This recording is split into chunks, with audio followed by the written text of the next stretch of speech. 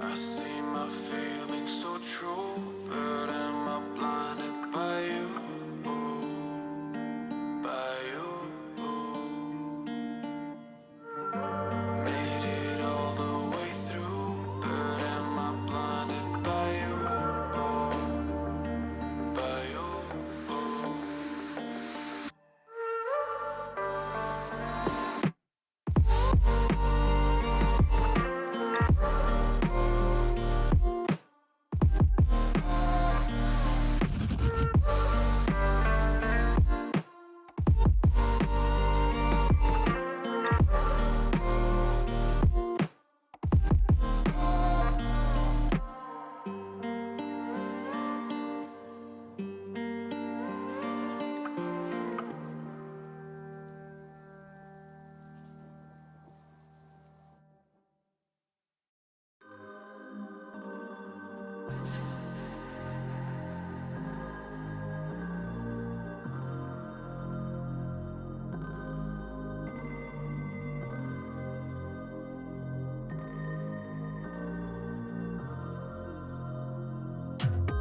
Am I small enough now to fit inside your mind? But it drives you crazy to know what in you like.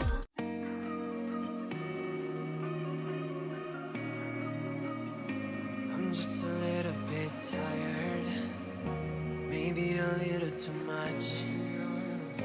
Cause now it's hitting me harder. It's just a little too tough. It feels like I'm running from the world, just like I had something. Jay Becca! What the freaking heck? Oh my god. Okay, well, I'm gonna... What's up, dude? Hi! Jay! You got me feeling What like the I'm heck? Thank you so much for the raid. We just started. What the heck? Well, not we haven't even started yet. Hi, welcome in, you guys. Welcome. How was your stream? How was the drink review? I'm sorry I wasn't allowed to be. I wasn't able to be around for very long. But I hope the drink review was fantastic with Horn. Welcome in, you guys. How's it going? Mr. Quinn Dog, thank you for the follow. If you don't know me, by the way, my name is Potaytosaurus, and today we are streaming D&D with a bunch of amazing people. I will show you in a minute, little tiny bit. Monday, Tuesday, and Thursday, I stream at 11 a.m. Central Standard Time, and then today I stream at 5 p.m. Central Standard Time. It's a blast. We're playing D&D with, it's very beginner friendly. And it's a good time. Jay, how was your stream? We love you. I love you. We all love you too. We love potatoes, especially Horn Freaks, so we love you. Let's see some D&D special stuff. Hell yeah. You guys are at the very beginning of the stream, which is a perfect time to come in. But if you haven't seen the stream at all and you want to try and follow along, click on that. It's the quest link. Form, who's one of my mods, an amazing person, has been putting together this quest for us. So it's like a play-by-play of each day in the D&D community. Jay, what are you doing, dude? Jay, no, stop it. You already raided. You raided. You don't have to do that, dude. Thank you so much. Jay, thank you so much for 5 gifted subs. You don't have to do that. Thank you so much. And welcome in, everybody. I'm going to say hi to all of you, okay? I'm going to start from the very beginning. Ducati, I know you're lurking, but thank you for lurking. I appreciate you. That was at 2 p.m.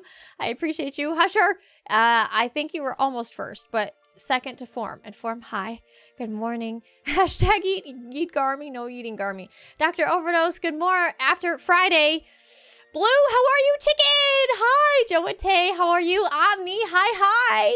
Oh my gosh, and then J Maca, we have Mini Grev, we have Ramsey, Ginger Panda, Natalie, Miss Emily, C Phantom, Dab Diaz, Ronaldo, J Maca, Horn, and Farts.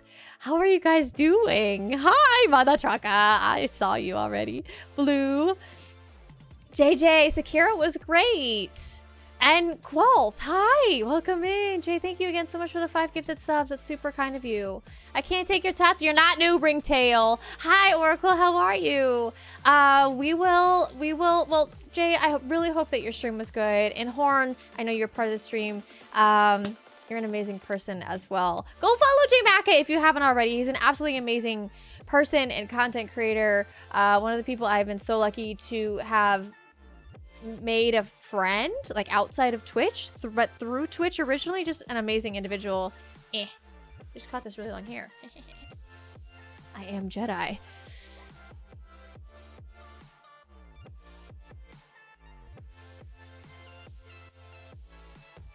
I have all of my alerts turned off. What are you doing?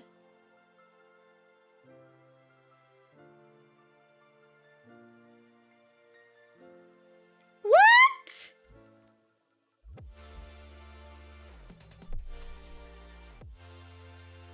Horn! I don't know if there was a mess. Hold on. Was there like a message or anything with that? Are you kidding me? Horn! Awkward Spice, thank you for the follow. Thank you so much. What the heck? Horn! I love you. Horn! God, what are you doing? Thank you so much for the tip. I'm putting you on my wall. Okay? You're going on my wall. Okay? Okay? It's happening. Jay, thank you for gifting a sub to Horn. I'm sorry, everyone in the Discord, if you're if you're listening, I'm sorry. As things are happening, I can't hear you though. Horn, thank you so much for the generosity. Holy crap. Hi, Bio. Should I just turn my alerts on right now? Like, what is happening? Holy what? Thank you guys so much.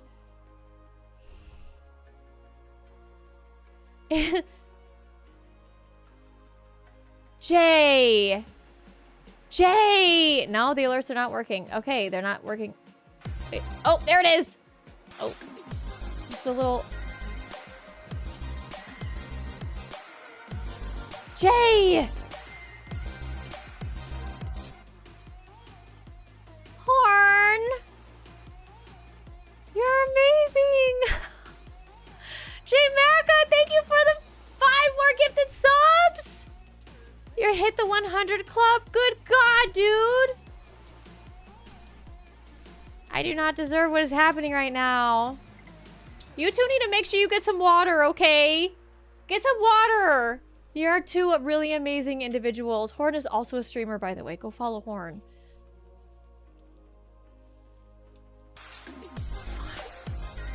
What are you guys doing? What is water?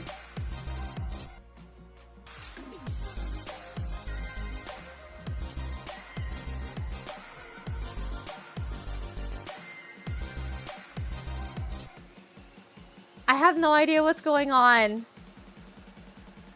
I'm sorry. Okay, I'm sorry.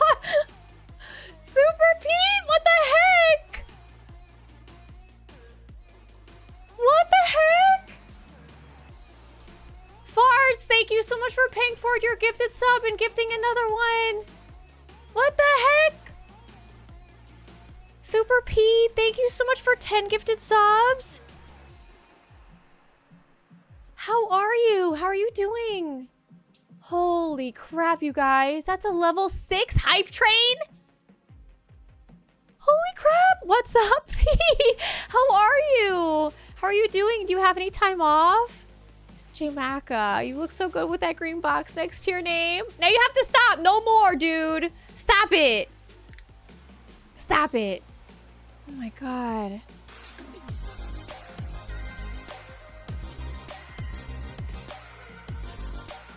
What are you guys actually doing right now?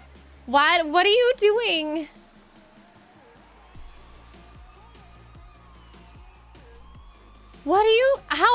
How I have a D&D session and my brain is going to be broken.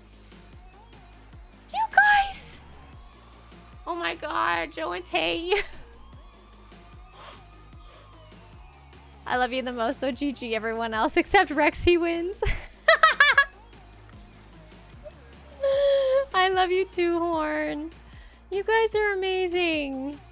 Thank you so much. Sorry if I'm missing any messages.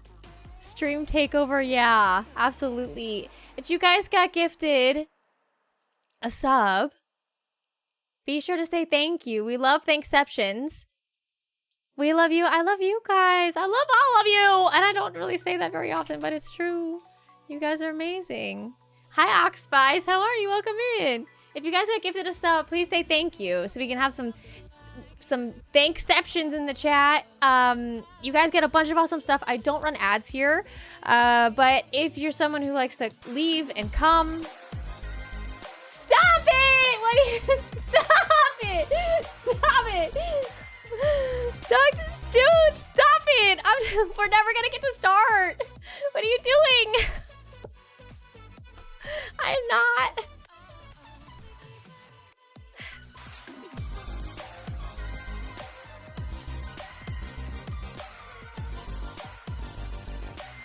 Why are you doing this? I can't see when I'm crying. I can't write your names down. Okay, this isn't... Oh my god. Okay, I can do this. No, stop it! Oh!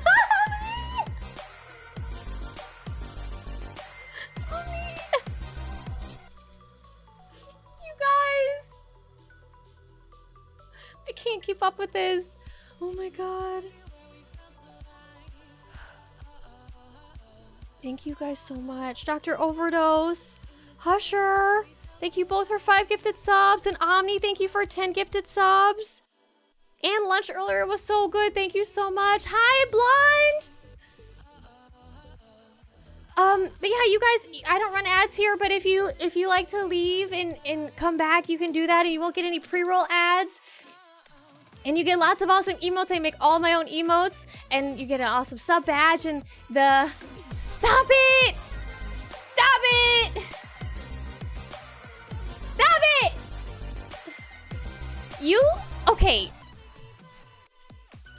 Everyone who's in my Discord right now is like taunting me and they're all just sitting in there and giggling while they watch me.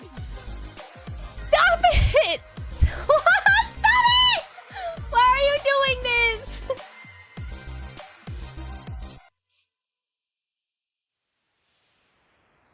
Do you guys even want to play D&D? Why are you silent? Mother Trucker, thank you so much for gifting a sub to Blonde. And Silent, thank you for 5 gifted subs. Husher.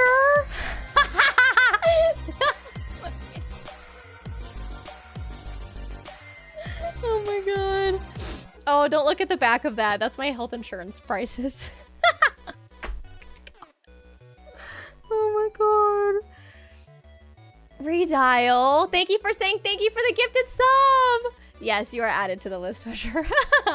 Thank you for gifting another sub to Mia. That's a level 9 hype train, you guys. That's a level 9 hype train. Oh my gosh. I like it here. This is the kind of chaos that I vibe with. Well, welcome. Freaking welcome in. Remember when we had a chat this week? Well, it's because I truly love you. Jay, dude, we are like... I'm just so happy to have you in my life as a person who I can bounce ideas off of, as somebody that I can talk to when I just like need someone to talk to. And I don't want to talk to Rex, which is rare, but it is a thing. Like, I know that I can talk to you and you can talk to me, and I'm just so happy that I found you through Twitch and your community and Horn and all my D&D peoples. God. Thank you guys so much for everything. And everyone who's been gifting subs, I'm going to put you on the wall. You're going to be part of this little fiery booty of a penguin. It's actually a turkey. It's a turkey. It's a turkey. It looks like a penguin with a butt on fire, but it's a turkey, okay? You're gonna get to be a feather on the turkey. So thank you guys so much. I'm gonna do that on Monday, though. Are we ready to start maybe some highs with I feel like we need to, it's already been like almost 20 minutes. It's a flaming chicken butt. Can I be the turkey beak? He's already got a little beak on him. What do you mean he's already got a beak on him? I mean, it would be a very long beak.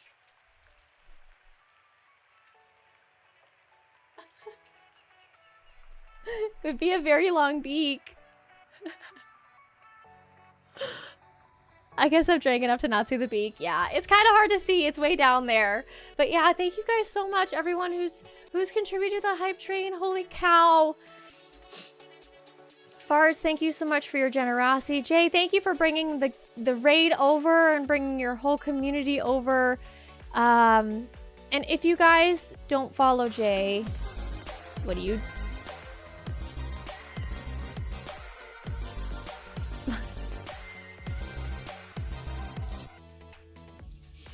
I don't know how to do the shout outs. Could someone do a shout out? I thought it was backsplash shout out. Oh, you have to spell it out? I'm trying my best. I'm broken. No, for J Macca. Well, Chicken's also a streamer, but Silent, thank you for gifting us up the chicken. I appreciate it. Thank you so much. I don't know what's happening in my chat. No, don't shout me out. I'm here. Oh my god. Thank you guys so much for everything. I really, really appreciate it. You guys are absolute legends. There it is. Thank you. Stop shouting me out. Stop shouting me out. Good God. What's up, Just? How are you? Oh my god. Okay. Are we ready to start some D&D? Are we ready to start some D&D? We by the way, if you're new, just a little reminder, we have story development and like a play-by-play of how everything works. I don't know what words are anymore. I am completely overwhelmed. Thank you guys so much. I really appreciate this. I really appreciate your support. Thank you so much.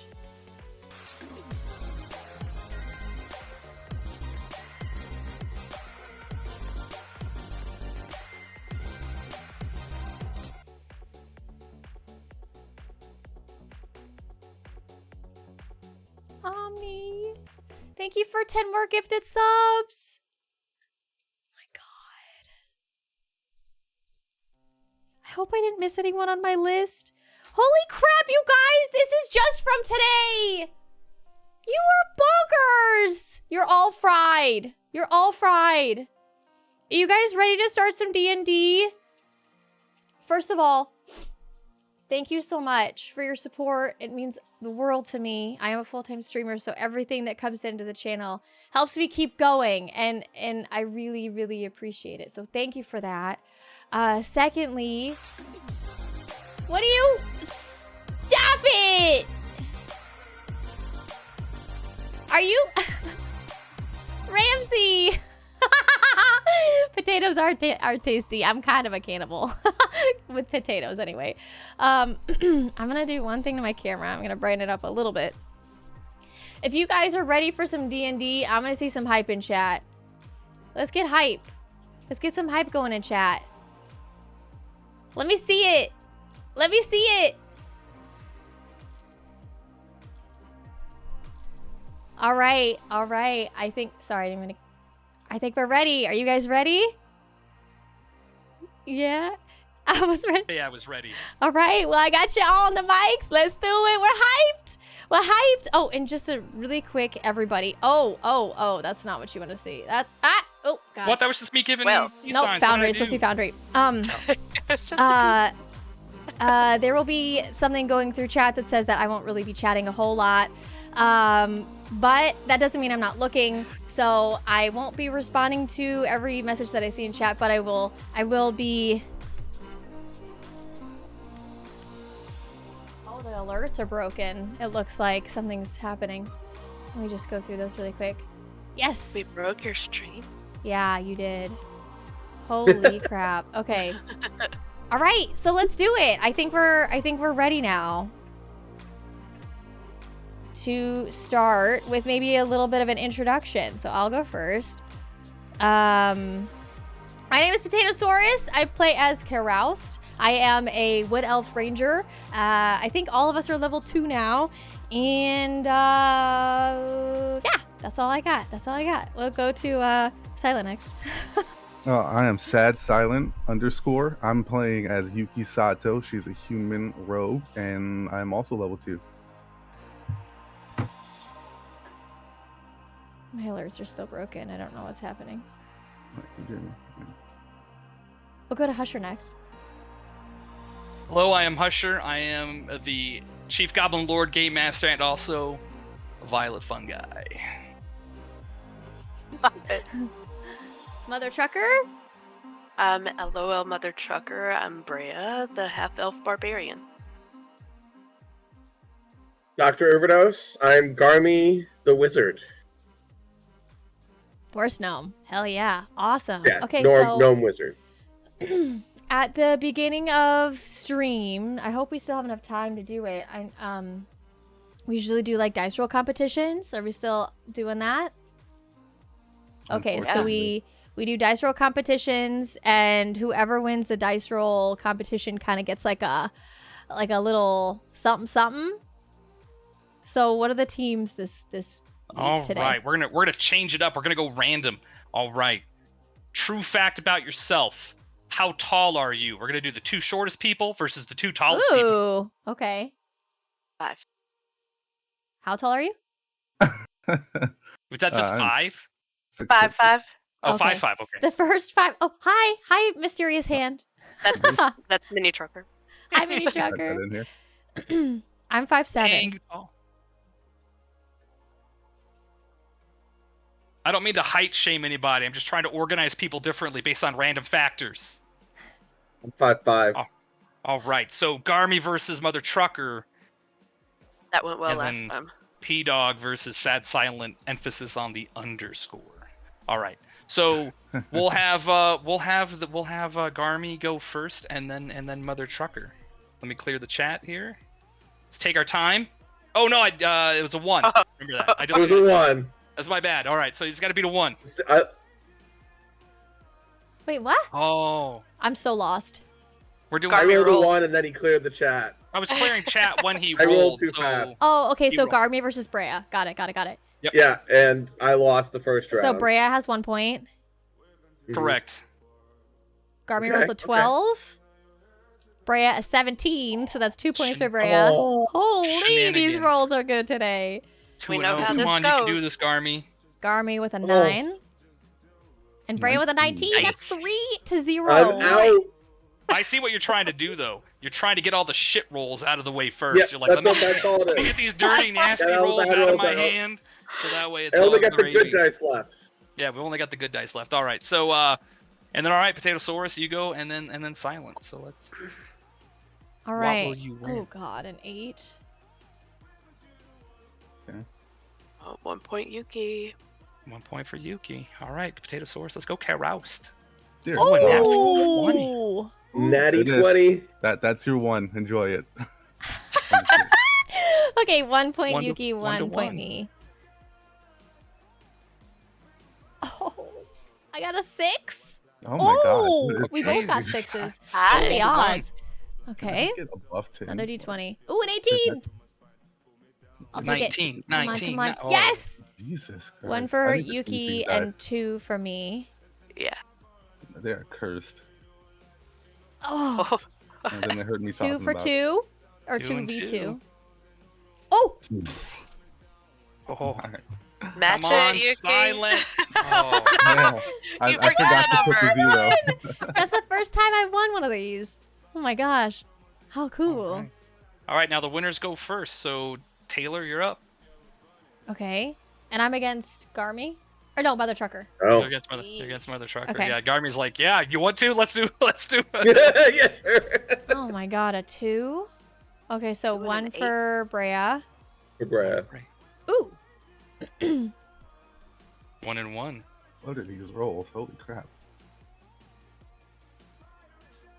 Oh, come on. Nice. What are Okay, these so- weighted something fake seems a dice? How little is this off. happening? Rigged. Two Seems to a little one. rigged. strange with these rolls.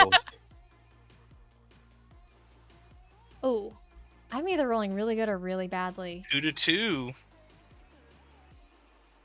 Hold on, I'm gonna... Oh, that was a little bit... I know, Okay. right? I forgot to put my lip balm on. 13? Okay, come on, big money. Okay. Yes! Oh, Oh! By 1 point! Oh, man. That's it, right? I won? 3 to 2? 3 versus 2? Yes, you did win. You did win. What do I win? Or do I go against you now? I was hoping for another Growthquake swing. Oh, it's got to roll. We got to But now roll. we're- If you beat me, it could be better for everybody. So let's find out. Let's find out. That's a bold strategy, Cotton. Let's see how it we'll turns find out. 6 potatoes versus a dozen potatoes. All right, I will go first, then you go. All right, so Okay. let's see what happens. Oh, I'm totally not cheating. Don't you worry. I can't. I mean, the calculation's right there. All right, Oh, one. it went... Okay, 1 for Game Master. All right, one so far. All right, let's go. Let's go. Oh, schnickles. All right. Schnickles. Well, no, as I was clicking, a Steam notification popped up like right in the way. So I'm like, all right, here we go. 16? I got a 15. Are you kidding I me? got a feeling. Ooh. All right, sorry. And then we're gonna do one more. All right, 2-0. Jesus. Sir. Man, I wish I rolled stats this way. Oh, what the shit! I was trying to cheat. and everything Natural on this 20. game. Is that my 4th or 5th one now? Oh, man. I'm going to... Like your 4th or something, right? All right, so 2 to 1, Woo. right? 2 to 1. Yeah. Last roll. Let's see what happens. Oh my god. Okay. Okay. I can do this. What are the odds? What are the odds? I got a 2. I had to beat a 4. Oh, God. I'm sorry. All I right. tried my best. We're gonna switcheroo though. We're gonna switcheroo. We're gonna do a sudden death. 1 roll for Garmy, 1 for me. You guys okay with that? Okay. Yeah. And if Garmy wins, we're gonna give you guys a little better boon this week, okay? So clear this chat. Let's clear this Can chat. I use my portent Your port? Yes. to make Your you roll a what? 3? Yes, you can. Oh. Your I'll what? let you Wait, do What it. is it? I'll let you do it. Go ahead. Yep, I rolled a 3. He's changing my dice to a 3. He has to do it before he takes the action. He's using his in-game boon. What? Oh my god! Oh! All right, so we got to do it again. But your boot, your 3 is gone now. So your So next rest. Garmy just rolled a 3, and he made you roll a 3, which cancel each other out. So Correct. really Yeah, didn't. I used an in-game ability here, and we'll see that might have screwed us later. All right. A 6? Oh. Oh no. No. All right. But since you guys are such good sports about it, I'll tell you what. As a group, you guys can choose any type of ability check or or attack right during combat. You get advantage. One time. You can All of use us? Or just All one of of us? It's one a of us. pooled You have to inspiration. choose between yourselves. Okay. It's a pooled inspiration point, Okay. essentially. Okay. Okay. Actually, hang on. Let's do something different. Let's retcon that briefly. Okay. We'll allow your same skill. You know how you just gave me your beautiful 3?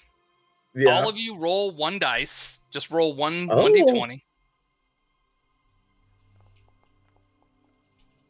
Holy shit. Damn. Damn. All right. So you will now be able to choose. I'll let you guys pick which numbers. You can pick 2 that any of you can use to change a dice roll to force a monster or whatever it is to whatever value, just like Garmy's ability lets him. You might not want to So- pick both highs, right? So You might want those. For my portent, I used one last week to make the monster roll a 7 so that it missed me. So it might be worthwhile to pick the lowest and the highest, because we can use the highest for like we really need to hit something to take it out. So it could say that Girthquake string is a 17 on the dice plus all your other modifiers. Plus your other But when modifiers. yeah, but if something's going to attack us, oh no, that's a 7. It misses. So I'm can you good with explain your highest and portent lowest. to Taylor and So- to Silent? As a divination wizard, I meditate every morning, and I essentially see a glimpse of the future. I get to roll 2 dice at the start of every long rest, and I can choose those dice to apply to any other roll throughout that day. So, but I have to do that before the DM rolls, or I roll. Yeah, he can't wait to flip the number after he sees the roll. He has to say, I'm going to use this portent now to make your roll of this, or my roll of this. But, so I would say that I'm going to let this be a group resource this time, so you guys have to decide when you can use, when you want to use these rolls as a democracy. I want to use the 17 now, or whatever that is. So pick those 2 numbers, and that's for the group to use when you guys decide you want to for tonight. 7 and 17. Yeah, that's what I would do. Sounds good. 7 and 17. Sure. Hell yeah, brother! Sounds great. All right, so we've got that. It's good rolling, everybody. Thanks for playing along. In the future, we'll continue to evolve what your boons might be that you can use that night. I'm liking it. It's fun. Mm-hmm. I mean, Yeah. there's a reason, right? There's a reason. So, and yes, I have a bunch of caffeine in front of me in case you were curious, because thirsty. That was a good face. Are we ready for the Refreshing. recap?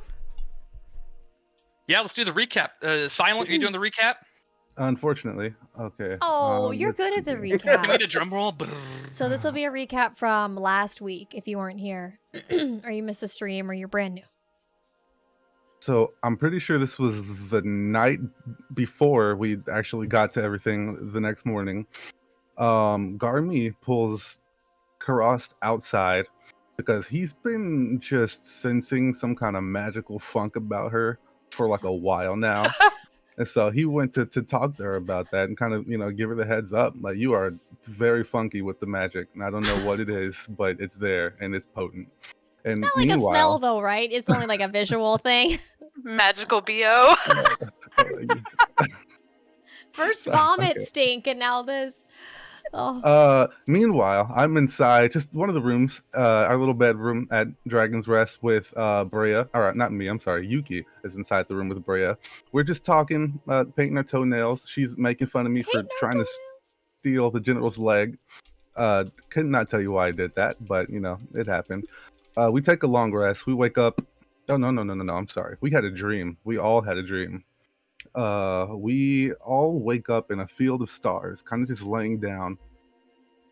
We hear warriors, fighters, soldiers. They're all just screaming, going at it with their weapons and whatnot. And then a voice speaks to us, and it says, "We need our generals." We're not sure what exactly that meant, but seeing as we all had that same dream, we're pretty sure it had something to do with the gods kind of, interfering, putting us on a path, so to speak. Let's see. And there was the large figure in shining plate mail armor with a helmet with wings swept back, right? Oh yeah, please feel free to just add in anything that I'm skipping over. I'm just like kind of going through I bullet thought he points was here. cool. Like, he's cool. He's got cool shiny armor. You described him well. Let's see. Oh, Carouse actually reaches in her pocket and she finds a platinum coin with the outline of a dragon on it. I don't remember if that was there before, but Garmi, he smells It that was magical not. funk just like emanating off of that coin. He's like, "Yep, that's it. There it is. It smells." And so he uses his identification magic, and he is able to sense that the coin and possibly some of us are from different worlds. We're just from very far apart. And the fact that we're all here together is just definitely some kind of strange witchcraft on behalf of the gods or something. Let's see.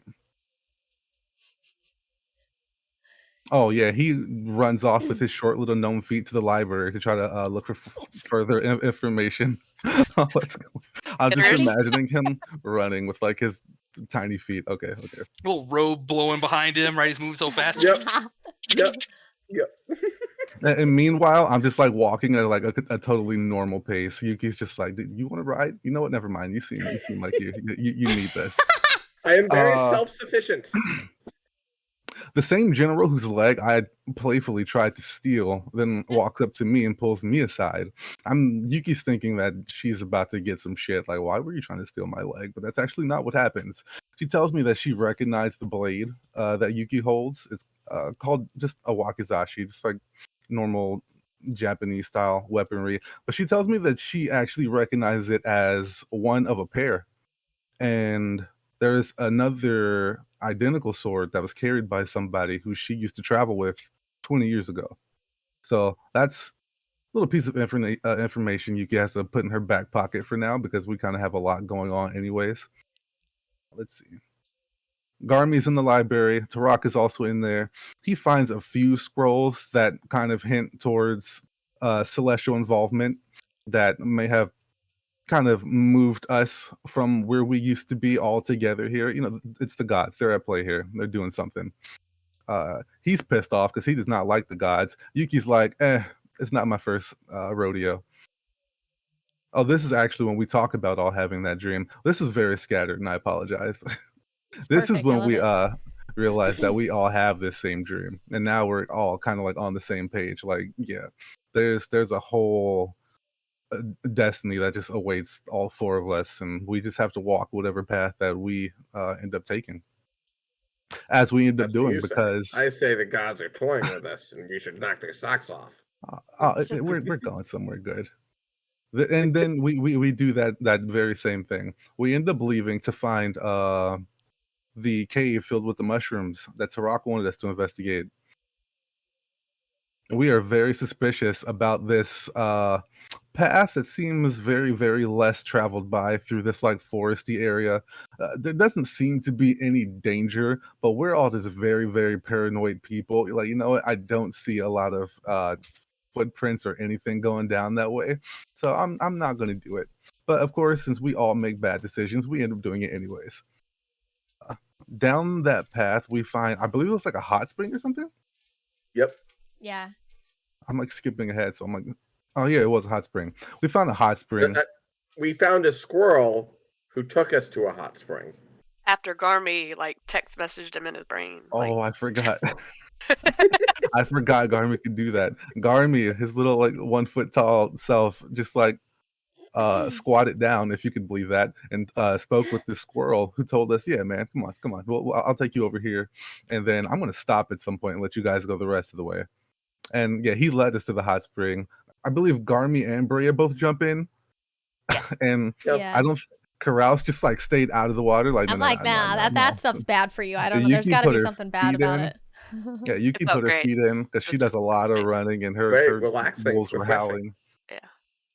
howling. Nothing ends up seeming to be wrong with the water, though, thankfully. After that, we head into the cave. We encounter a large octopus creature that comes out of the water. Garmy tries to speak with it, but this thing is not a squirrel. And so Carouse just shoots it in the face with an arrow because, like, okay, talking's out of the question. And that basically begins the fight. Let's see. We kill the octopus. I'm going to skip over all the combat extras. We kill the thing. We discover some mushroom men. They're a little anxious at our being there. We like try to approach them very calmly, very peacefully. They just take off running. So we're like, okay, rude. We walk into like the center of the room, and then these not very friendly mushroom creatures just start to like appear They're one very after sickly. another. They're very sickly. Oh yeah, very sickly from all sides of the room. Like every move that we make, it's another one and another one and another one. And honestly, I'm starting to get paranoid because I'm like the rogue in the center of the room, just like running back and forth. But we managed to kill them, so that's fun. Killing things fun. Were there like 4 of them? I Five, don't I know. thought. Yeah, there was a Five? handful. There was There's a handful. I think there were 5. There's a lot of them. There was a lot. and every time you move, you'd wake a new one up. Mm-hmm. I'm assuming you were starting to worry that, like, if we just keep moving, they're Yeah. just gonna keep waking up. Yeah, I was nervous. Okay, after we kill those creatures, the two mushroom men who ran away from us before reveal that their names are Hypsis and Rugoso. Did I say that right? Oh no, those are the Good to me. kids. Those are the kids, right? Yes, those were the kids, if I recall. Oh no, I'm sorry. The two larger ones. Okay, the adults are Hypsis and Rugoso. Forgive me. And the kids are Molin and Cross. These are some names. Deeper in the cave, Sinessa, who fell ill after breathing in whatever, is there. Who is Sinessa? I totally forgot. Somebody fill me in that. Like the leader of the colony of myconids. Yeah. The queen shroom. The Queen Shroom. She got The sick. queen Okay. shroom. She's sick because the mushrooms went bad, and she's been inhaling all the funky mushroom fungus. Got you. And that's kind of where we were forced to end, just because it had been a long day, as you can tell by this recap. So we're hoping to pick up from there, and we will see how this takes off.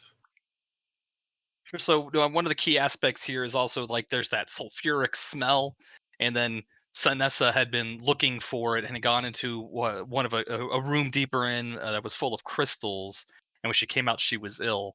But there also happened to be, this blight that started to expand throughout their, fungus farm, killing and making, some of those, like the ones that attacked you, were infected, whatever this blight is. We were doing the violet fungi. All right.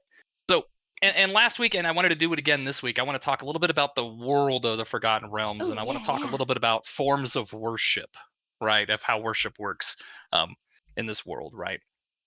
So, and so just a little bit for a couple of minutes, right? So there are various different races of, player characters, right? Elves, gnomes, humans, and many other types of peoples throughout the world. Even things like goblins have their own religion and things they worship, right? Like Orcus from earlier on in the adventure, where Orcus is a evil, terrible guy, and he raised up undead, right? So, but the average person worships gods differently in different contexts in the Forgotten Realms.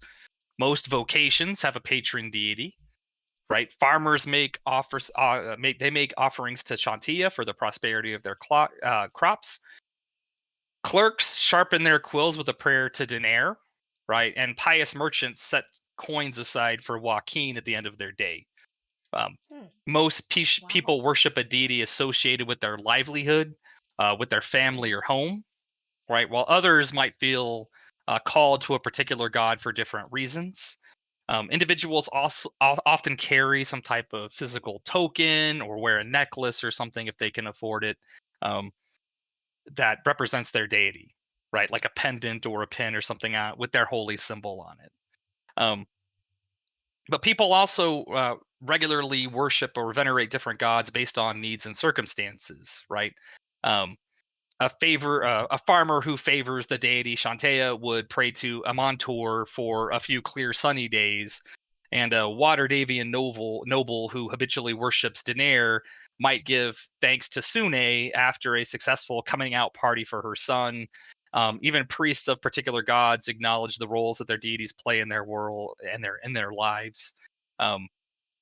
In general, most worshippers, other than, we're not talking about clerics, right, or specific roles, but most worshippers view their relationships with gods as practical and reciprocal, right? They pray and make offerings because that's how they invite the blessings of their gods and turn away their wrath. Their prayers and acts of devotion might be performed quietly at a shrine, right? It could be in their household, right? Could be at a community gathering, or it could be a major temple, depending on where you're at. But it doesn't always have to be like a public worship, right? And when a worshiper wants to feel like they need that support or want to turn away the wrath of whoever their deity is, right? But one of the important things to know too is that non-human races also have their own gods, right? And in other parts of the Forgotten Realms, they might worship gods that you have never heard of, right? Your characters may have never heard of some of the deities that people worship. But But if you look at some of the other races like dragons have their own pantheon, right, of gods. But for most people, one of the important facts of history is that in the past there was a time period where deities have died, they were struck down, and during the time of troubles, massive, what they called the spell plague, actually wrought destruction. But at other times, the gods have been made mortal, and then they sought each other out, trying to kill each other while in mortal form, right? Because then they wouldn't have to deal with them later on. Hmm. Wait, so they So stayed mortal in mortal form? no, not forever. They did. Oh, They did end up okay. becoming, more omnipresent sort of figures again. But they're like the god Bane was killed, right? When in mortal form, he's a very bad guy. But he didn't stay dead. Like he's only Oh, mostly dead, right? okay. Only mostly dead. But and in a lot of these cases, like with Bane, for example, Bane has a queen who's also a follower of him, right? So even if he wasn't there, there are other very powerful godlike beings that would take up the mantle of the worship for the worshipers of that particular god, right? So doesn't mean that, if Bane died, all of his worshipers would start worshiping another god, but they would still follow him and want Bane to return, right? So they would still hold some type of power and be manipulated by other gods, right? So if we talk about the Drow, like in the Drow pantheon, the Drow are the elves of the Underdark, right? The caverns that run beneath the world. They have a terrible goddess that they worship, and she doesn't tend to have plans of grandeur all of the time because technically the Drow are super badasses for the most part. They're very powerful. They have a lot of magic. They are very generally evil beings, but she makes them fight each other because they have noble houses, right? So if the Drow didn't kill each other, they would just continue to populate and populate and populate, and then they would try to go out and and obviously mess up everybody else. But mostly in religion in the Forgotten Realms, there are many different deities. Different, like I said, humans have deities, elves have deities. People, but it's a practical religion, right? They want something, they offer something, and sometimes the gods physically answer, right? And one example that we were talking about before off stream a couple of weeks ago is Bahamut, who here on Dragon's Rest, there's that beautiful statue, right, of the old man, and he has like 7 canaries, or I think 7 different birds circling him. But he represents Fizban, who was a very famous wizard. But that was the human form that Bahamut took to walk among mortal people, because a dragon showing up at your door is pretty exciting, right? People screaming, "Where's the dragonborn?" Right? And but if you show up as a kindly old man who looks sort of scholarly, you can go places where a giant gold dragon cannot. So sometimes they answer, but humans don't necessarily worship Bahamut, but other animals might, other creatures, or for instance, good dragons might worship Bahamut because he's a good dragon. Meanwhile, you go and look at the other parts of the evil pantheon, where you look at, oh my god, her name is escaping me right now. Wolf? No, Tiamat. Oh, Tiamat. Tiamat's a evil dragon goddess, right? So she's worshipped by evil dragons as like their primary deity. So, all right, cool. Good, bad, interesting. Learn a little bit about the Forgotten Realms, a little bit more, a little deeper. yeah, that Love was the kind of lore. cool. So each week I want to just kind of talk a little bit more and explore more of the lore behind everything, because there are a lot of interrelated items, and religion's a big aspect in the Forgotten Realms, because there's a lot of evil beings and good beings fighting against each other, but they don't fight directly because they got cool adventurers like you to do that fighting. They manipulate us mortals. Can Little you puppet masters. can you remind me what the That's Forgotten garbage. Realm is? So that is the campaign setting, Okay. right? That's the world we're in. The world is called Forgotten. Teril, right? And then Teril Faerun is is the like world. Faerun is where and we then are. Faerun is the continent, right? And then Okay. we are in the Sword Coast. Think of it sort of like kind of British Columbia-ish, right? It's like northwest edge of the continent. There's big ass mountains, the ocean's right there. So that's kind of where we're at. That's where the Sword Coast is, and it's a large region, stretches hundreds of miles, goes very far south, and also goes north to the spine of the World Mountains. And I hope he brought enough for the rest of us. Can you see it? No, but I see the table. It's just pizza. Some frozen pizza. Oh, I got pizza too, but that's for later. So wait, what's the what's the Forgotten Realms then? That's just the campaign setting, right? Because the universe that we're the in. universe universe, itself, okay. right? So just like Spelljammer has a universe and Eberron has a universe, and there's a Okay. bunch of just different things that have a bunch of lore, Got it. and even more like Dragonlance and some other things. So that's just the campaign setting, the universe, the world, and where some of these things all live in. However, also for your edification, in a lot of these different campaign settings, and I'll use two for example, there are analogs. So if we talk about Bahamut or we talk about Tiamat, right, as two examples, there is an analog in most of the different D&D worlds or universes that have the same type of god, right? So for example, Tiamat, it would be represented by Takesis in Dragonlance. They're very similar. You know what I mean? They have an analog. Because at a certain point, the pantheon, it's kind of like how the Romans took all the Greek gods and then gave them Roman names, but we all know they were really the Greek gods anyways. Like, same kind of deal, right? Okay, so that's where we were at. I think you had taken a short rest Yes. beforehand. Now I know we've only been here about an hour. Do we want to do our 5-minute break now and then get in? Would take a little 5-minute-er? Sure. Sounds Is that great. cool with you I guys? need to type some stuff anyway. I got to take my dogs to go to the bathroom before I have to clean my carpets. So. All right. Then, Break. all right. A break. I keep forgetting that there's no. And I haven't sound. been looking at chat. I'm assuming that the command to read the doc of the overview of the adventure has that been posted? I'm assuming in chat. Quest, yeah. Yeah. Okay. I just wanted to make sure, so give people something else to look at for 5 minutes. The music is paused. Maybe I should refresh. I don't want to break anything. I was typing. Well, cool. I will just play some of this music then.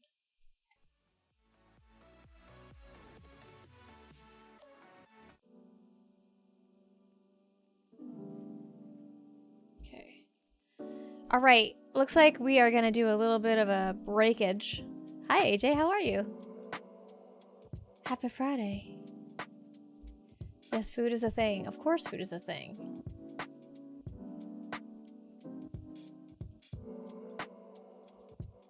That was a really good recap, by the way, Silent.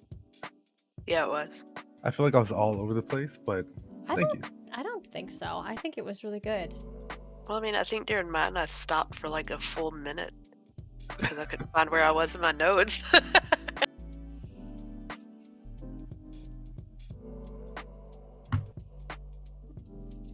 I'm gonna grab some water. I'll be right back. I never typed the very first day that we got to Dragon's Rest, so I'm gonna do that. Because I have to go to like my notebook for a lot of stuff, and then I'm going back into the journal and it's confusing me.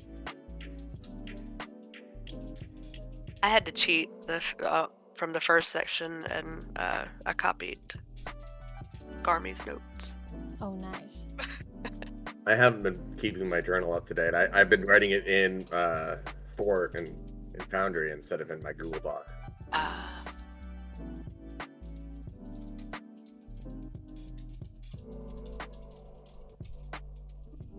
Otherwise, I feel like I'm copying it like 3 different places. Yeah, I don't know if I love the journal in Foundry.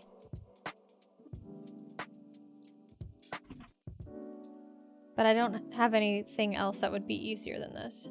I haven't The only tried other it. thing I might use is just purely use my Google Doc.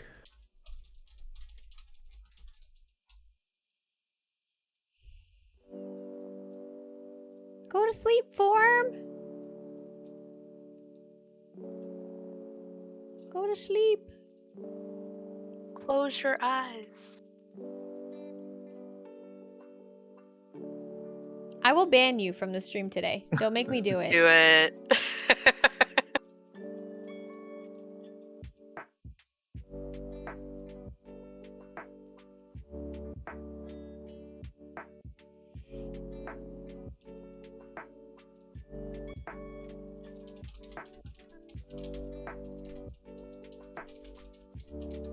Go find a corner in the basement. Go to sleep, Form. Seriously. Do it. Do Yeah, it, do go it, to do sleep. it, do it.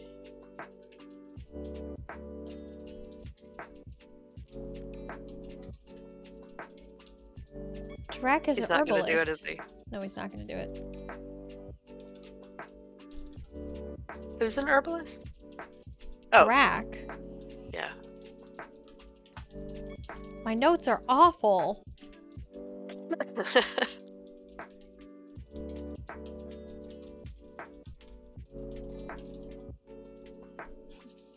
That's all my notes? Oh my god. Okay, well, that's whatever. Those are really bad notes. Do you want me to type mine to you? No, it's okay. And like magic. Okay. So, and one thing I want to remind you, you know, you've been talking to those different myconids that I mentioned, Sinessa, to you, and the We're illness and the blight. Telepathic. You also realize that you can think your thoughts to each other. Can't read each other's minds, but you can communicate telepathically right now. That's the report spores, baby. All right, so let's go ahead and move. Let's go ahead and move the scene back back to the map. Yeah, we should be back on the map, right? Yeah. We are all here. Okay, so I think where we left you guys were gonna take a short rest right there, and you wake up right from your short rest. Your There's siesta. only 3 of us. Oh, they're silent. Okay, never mind. He's hiding out, bathing in the He was- pool. He was cleaning So, his daggers. in the I water. think the question is, wait, they said both paths will take us to the crystal cavern where the problem started. Which one do we want to take? The top one or the side one? It is dimly lit in here, so you know, Silent still, you know, is able to see. You don't have to turn your lantern off or anything right now, but you can still leave it on to project light if you want, just so at least it makes it a little less black and white. I mean, I'll leave it on. you get to see in color when they click on their tokens. It's ew, gross. It's all dim and dark vision. They think they're cool, Silent. They think they're cool with their dark vision and their little pointy ears and their little gnome beards. You're trying to make me feel better about being basic. I appreciate it. You got ability score increases though. They did not, so that should help you feel better, right? All right, so yeah, so they do tell you that you could take either pass, like you know, through their fungal farms and other areas, and that the crystal cavern is on the other side of the cave system from where you're at. I want to ask the team what direction y'all want to go. Well, So- assuming I can see both entrances from where we are, like the top one looks wider. So maybe that one.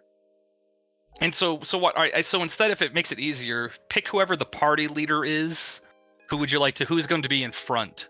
Will it be the gnome? No. Why Will is it there a be- fight? Well, no, but that way, because I don't want you guys to accidentally just be like skipping tokens all over the place, and got to give me time to be able to like read and prep and tell you what's happening. So if you just move one token, we'll assume the party's with them, but I just need to know the order of which you are, who's behind that token, because then you'll just move your tokens up to the other person. Or So you can we're, take turns. we're trying to figure out where the odor is coming from, like what started the blight.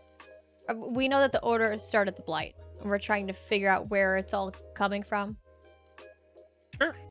Is that? I don't know. Is that what you're doing? I thought They wanted us to see if we couldn't figure out what was making everything sick. Yes. Okay. Yes. Okay. Going So to help them help us. I'm trying to practice the I don't know, you tell me.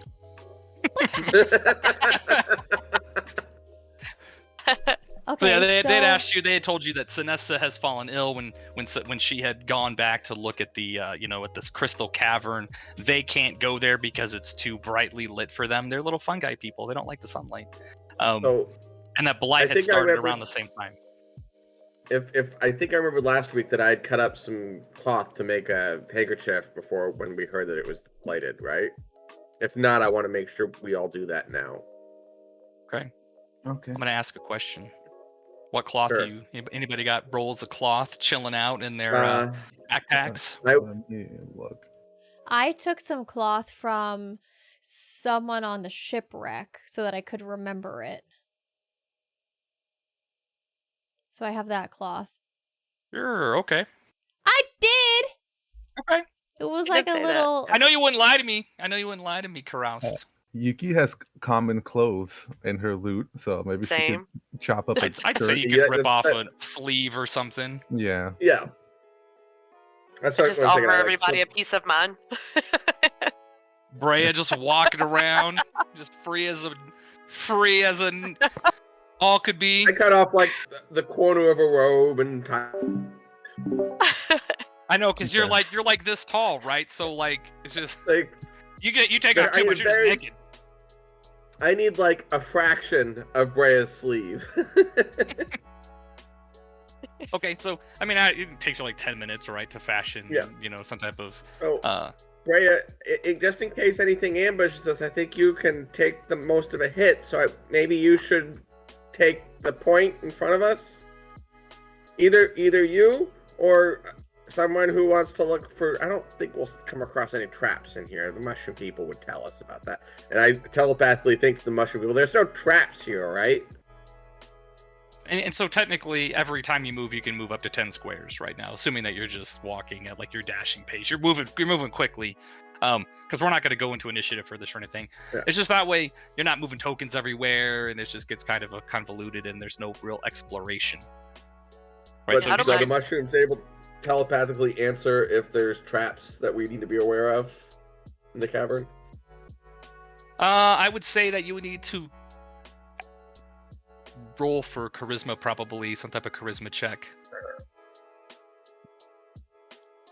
Be charismatic with your thoughts. I've never eaten a mushroom in my life. I would Wait. swear that I would never put that on my pizza or my salad. Oh wow. I actually really don't like the taste of mushroom. It's gross. I mean, why would someone eat living mushrooms? So they tell you, Living they project their thoughts. They project their thoughts towards you, and the adults both tell you, they don't. There's no traps that they're aware of, because as they look down at the little baby maconids, like, Yeah. who puts traps in a cave with children? This is their home, right? Well, So I mean, things that were like toxic for them, like don't touch this mushroom; it'll kill you. no, more because what I was thinking. these are supposed to be like the only room they don't go in. They tell you is the room where the crystals are, because Gotcha. it's a little too bright for them and it hurts them. Gotcha. And so it was surprising when Sinessa went that way. So yeah, I would say let Brea lead the way, and you guys just move your Yeah. tokens behind her. Just take your time, since it's So we're just bottom or traveling. top? You, I feel like You're Yuki leading. would say some like extremely just, I wouldn't say logical. Yeah, I feel like she'd be logical here and say if our plan is to be thorough, then we should probably stick to the bottom floor first and search that all out before heading upstairs. Freya turns around and stomps back towards the stairs. Like search it floor by floor. My watch is going crazy. Hold on. Just move to the edge of that tunnel, and then we'll talk about what you see. Right, we're able to see from your Like up here. fancy eyes. Right. Ooh, more steps. We are okay. So let me just Oh, make sure where we're at. Okay. It's all connected anyways. So as you approach this room, this appears to be some kind of larder, right? It smells, on top of the sulfur, you used to smell the pungent odor of like rotting mushroom fungus foods, right? Decaying So we're in the vegetation. dump. Say what? Yeah, I said, so we're in the the dump. larder would be where you would, like a kitchen, right? Like a pantry. Now, and I just don't have them on here, and I will add them if necessary. So, like in the southwest corner of the room across from you, over where, yeah, like so right about here-ish or so, right? You see 3 also small myconid sprouts, right? They appear to be like gathering stuff, such as like maybe for like a fertilizer. But also over here, you see some type of bulbous, fibrous thing on the ceiling, about the size of a cart, like an actual like carton, like with a horse and a wagon, like a big ass thing attached to the ceiling. Not without the like take the wheels off, right? Thing's probably like 6 feet long, probably like 3 feet tall, something like that, attached to the ceiling, with some type of like webbing, like fibrous material. Wouldn't say webs, not spiders. I'll tell you right now, it's not spiders, okay? It's just there attached to the ceiling. Does it look pretty out of slightly place? horrified. Does it look out of place to be here? Yes, I would say it looks a bit out of place. And that the whatever's holding it up is not normal to be in this cave? I would say that you would probably want to roll in a nature check or intelligence if you're not proficient in nature.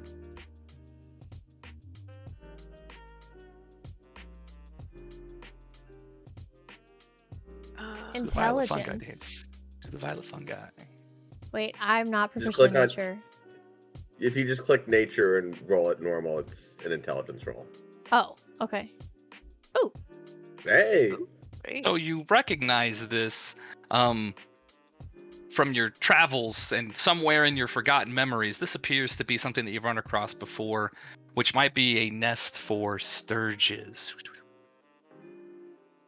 Oh no. She missed my sturge. I'll do it again. I did not miss your surge. What do you think I am? Oh, can we like think to the myconids and ask them if that's what it is? Like just to verify? So, I mean, you sure can. I mean, do they answer? So they turn and look at you, and they notice that the only way you'd be able to speak with them is through telepathically, right? So they're not surprised that they just don't know you. So since you can't read facial expressions of a mushroom, at least I can't,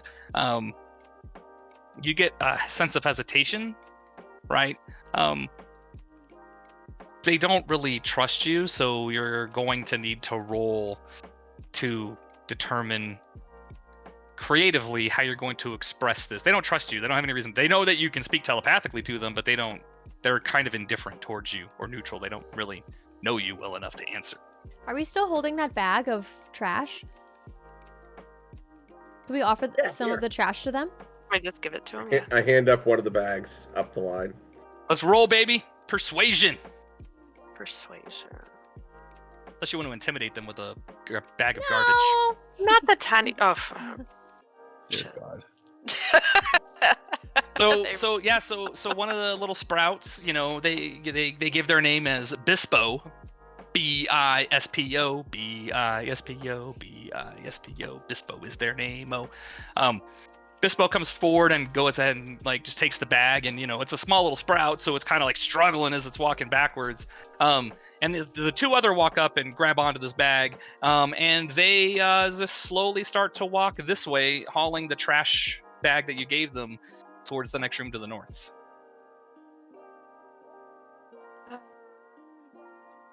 So But they they have didn't- disappeared. But They didn't just respond? took your gift. Yeah, they just took your gift and walked out. They just left. What? You rolled a 4 or a 6 or whatever. It's terrible. 6 is That's terrible. true. Okay. They just lost. Do we have more trash? Do we have more bags? I Because think we if have, so, I'll two just bags. scream we at them. brought 2 bags. I'll just scream at them in their brain like, we have more. No. They're too far away to hear you. No, I think I'm just gonna walk up to it. I say we just follow them. You said it's Careful. over And over we here, roll right? for initiative, folks. Let's do I knew. this. Oh, Do it. If I was trying to get you to stop before you ran in there. Okay. Sorry. No, it's okay. It's all good. How far is this? As Garmy's like, we should be careful. My bad.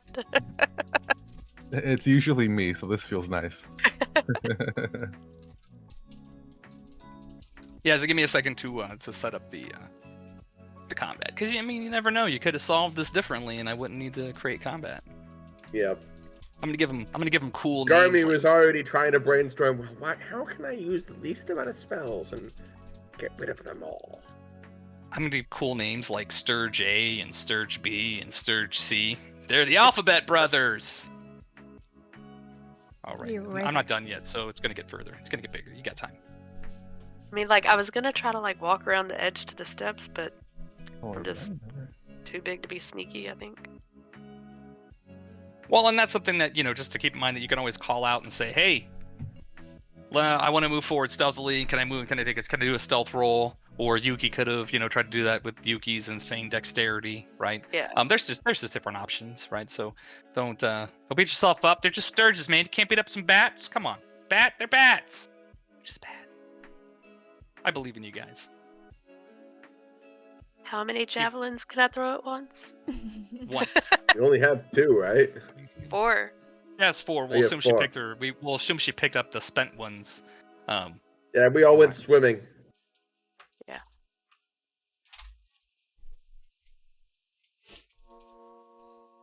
I'm gonna look back at Yuki and just say, like, told you we should have gone to the top one.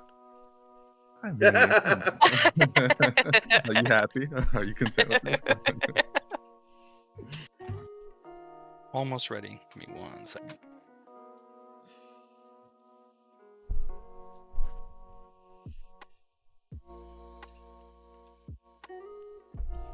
How's that pizza?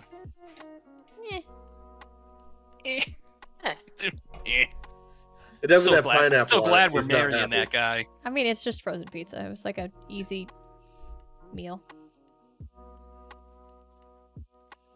It's better than being hungry. Yeah, I'll have my. Everybody's about to watch me eat chili on stream. It was so good. Gonna be hungry. It's gonna get. All right, so let me populate the map here. Oh, that's zoom in, people, because that baby is small. Oh, that's just little bitty. Oh! These Oh are my little God. bitty- these are little bitty babies. We got plenty to choose from. So, Oh like, my God. realistically Oh! speaking, like, how many of these can I hit at once with my Girthquake? Like just single target thing, right?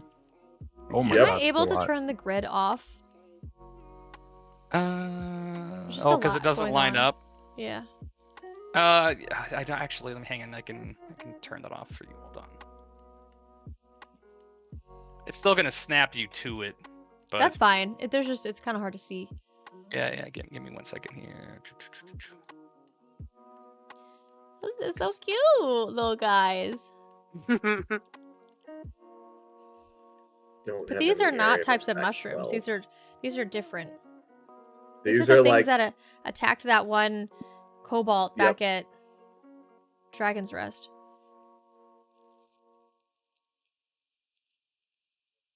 I would be happy to turn the 7 grid of off. them? If it, hang on, let me just refresh my page. Oh, yeah, there we go. Let me refresh that. Oops. Because it's not letting me change the tab to be able to turn off the grid. So let me. It's see okay. If I It's refresh. if it was like an easy thing. If not, it's totally No, fine. it is easy. It's just my browser is being a pain because I got a bunch of stuff like tabbed. I got like 75 tabs going. That's a lot of tabs, dude. You should close out of some of those. No. Tabs are life. Folders are life. Oh yes. That is so much clearer. 1, 2, 3, 4. All right, so we should just have. Boom. All right. Oh, nice. So we many to still- choose from. Awesome. All right, so now I gotta add them all to combat. So give me a second here. Sweet.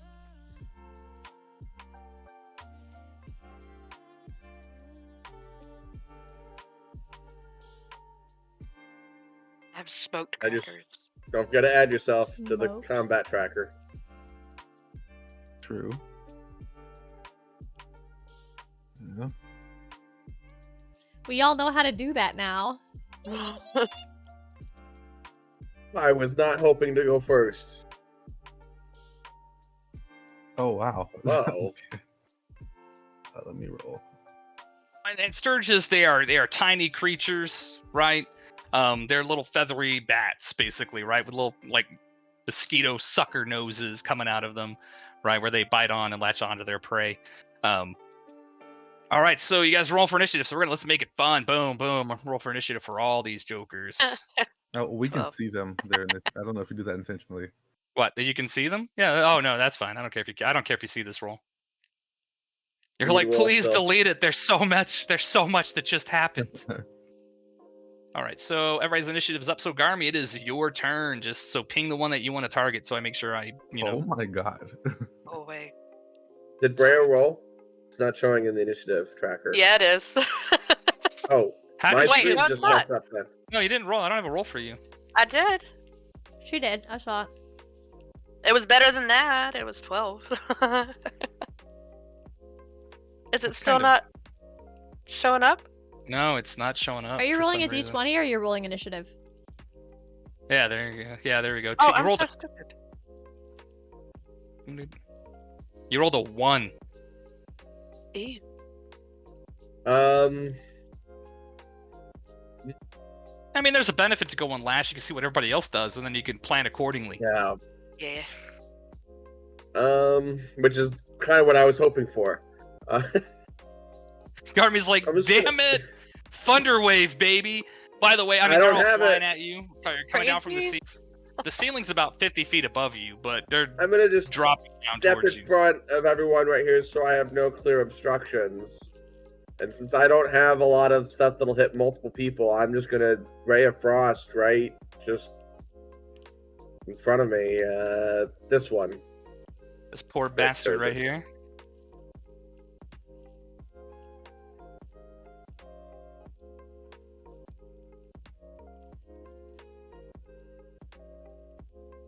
Teen. Maybe they just wanted some trash. You missed. So Ray of Frost just flies across the cave and ices some mushrooms. Some mushroom lovers They're may be tiny sorely and hard to hit. 13. They are tiny and hard to hit, man. They're tiny creatures. Like, this ain't no So joke I've right here. used 15 of my movement. I'm going to take another wrong selection. I'm going to take another 5-step back. Like, and I'm out. then another step back. There's a lot of them.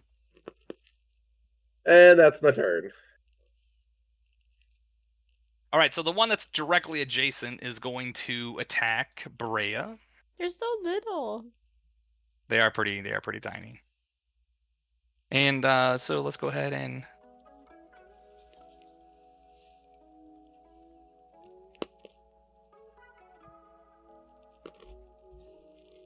roll that. So so as you know, Brea, you're trying to avoid it, but the closest Sturge just like slams into you as quickly as possible. And then it hits you for 6 hit points. The hell? And its long, pointy, toothy snout finds its way through your not armored body and like just latches on under your ribs, just like Oh a my little God. leech. As Oh it gosh. claws onto you, and just bites on.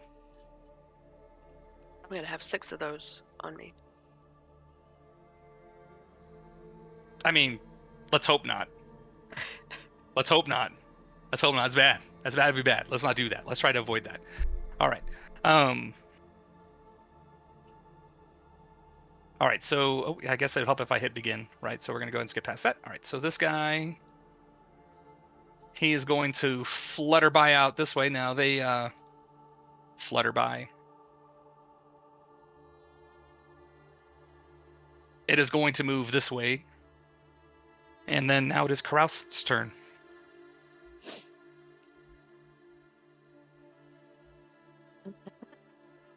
Face. Sometimes I forget I'm on camera. All right, What the so fuck is happening right now? This is some bullshit.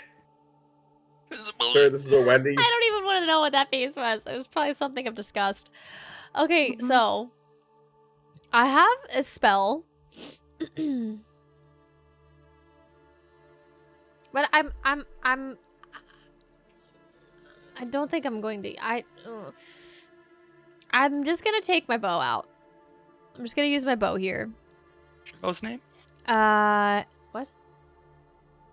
My silent shadow. I'm Nice. taking my silent shadow out, and I'm gonna go towards. Can you see me clicking? If you click and hold, it'll ping. It'll make a little like. I'm gonna go towards this guy that's closest here. Attack that one with my silent shadow.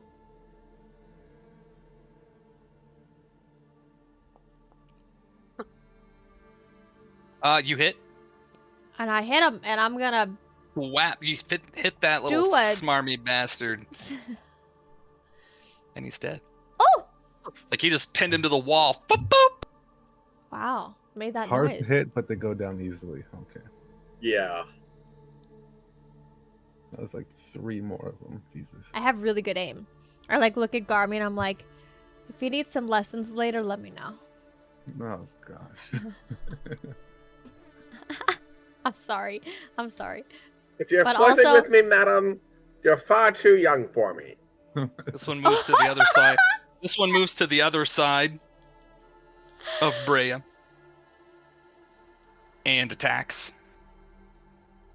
Because why not? You Uh-oh. are the closest. Whole lot So- of blood in It, that big old body. So then, It tries to bite on and it can't get a hold of you as you're batting Girthquake around to and fro, and it's unable to bite and scratch you. just because I'm curious, not that I care what you're doing, but would that character be rolling with advantage? Yes, Okay. Okay. and it did not hit on it with advantage roll. That's correct. Okay. Did not hit. Okay. Oops.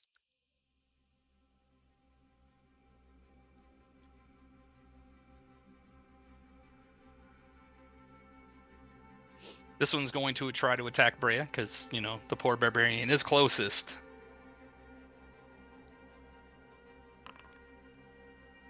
And it is unable to get through your unarmored defense.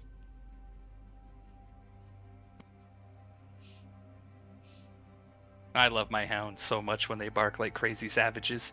And now it is Yuki's turn. Okay. I'm going to move just behind Brea so that we have this little fucker in the middle over here. And then I'm just going to attack with Wakizashi at close range. I'm trying to think about how that works, right? Like, Uh-oh. if you get advantage, because, like, I'm trying to think about that. Because you might get advantage. Well, oh yeah, we have it flanked, right? Correct, but it's like double flank, right? So Brea is engaged with one, so that puts her at disadvantage. So the one that flanks her gets advantage. But then now you're between somebody who's distracted. I'd say I'll allow it. Yeah, go for it. I'd say you get advantage. Go for it. Oh, okay. And you hit. Nice. Oh, I see what you're saying. Damage. You see how they're like checkers, right? Just Yeah. alternating. Yeah. Like I'm trying to think about how Okay. I would I see the what you're best saying. what the best ruling for flanking is, right? Like, are That you makes really able to sense. take advantage? But I'd say like go for it, right? Go for it. Okay, yeah. So this poor bastard right here, muerte. Oh.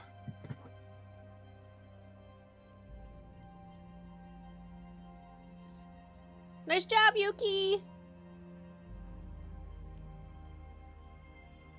That one's going to attack Brea. Maybe I should. Brea's like, "Will you please stop? Please stop." Which one? There's so many. I moved one. It's right here. It's the furthest one down. This Oh. guy. Okay. And it hits. So this one also latches onto your shoulder, digs in. You take 4 points of damage. Thank God you're a tank. Right?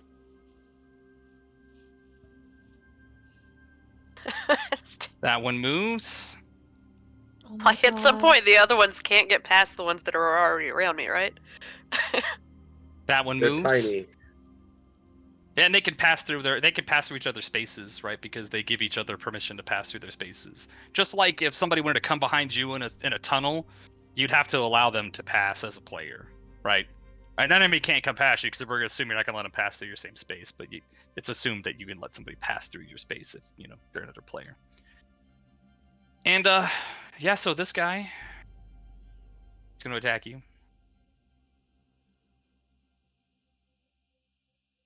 Let's see, and it misses. And now it is your turn. Give him help, Rhea. It's earthquaking time. So I've got 2 on me. You have 2 on you that have bit you and have dug their little weird mosquito type pincher Am I gonna mouths into take your like face. continual damage from them? Like when it comes around to their turn again? In the interest of fairness, probably so. Yeah. So can I like with one with each hand just try to? I would allow you to attack one of them on your turn, unless you can attack with a bonus action. Because, I mean, think about it this way. You have 6 seconds to try to get at least one of them off of you as an action, so you would need to do some type of... I would allow 2 things, right? I think that would be fair. One, I would allow you to use an attack action to attack one, and if you can connect to it with your Girthquake, your giant 2-handed axe on your body, you won't be able I to want remove to both of them. Girthquake myself. I mean, but I will assume that for the interest of fairness, you can use your attack to at least remove one of them. Really close shave. Yeah, like, I mean... Okay. So I can Girthquake one of them without killing Yes, myself? you could take a normal attack against one of them, even though it's got a long mouth, it's got a little... It's just... Did you say I'm disadvantaged right now too? No, you're not disadvantaged. Okay. And you hit. Nice.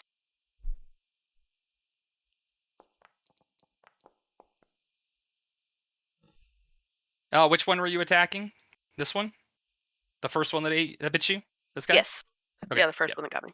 So, yeah, that dude is muerte. Nice. All right, now it's Garmy's turn again. Being that I don't want our barbarian getting poked full of holes if this goes poorly, I am going to actually use a spell slot and cast Magic Missile. Okay. And target 3 different ones. So the other one that's on her, and the 2 other closest to her, I want to attack. Is this one, if I recall, that bit onto her also?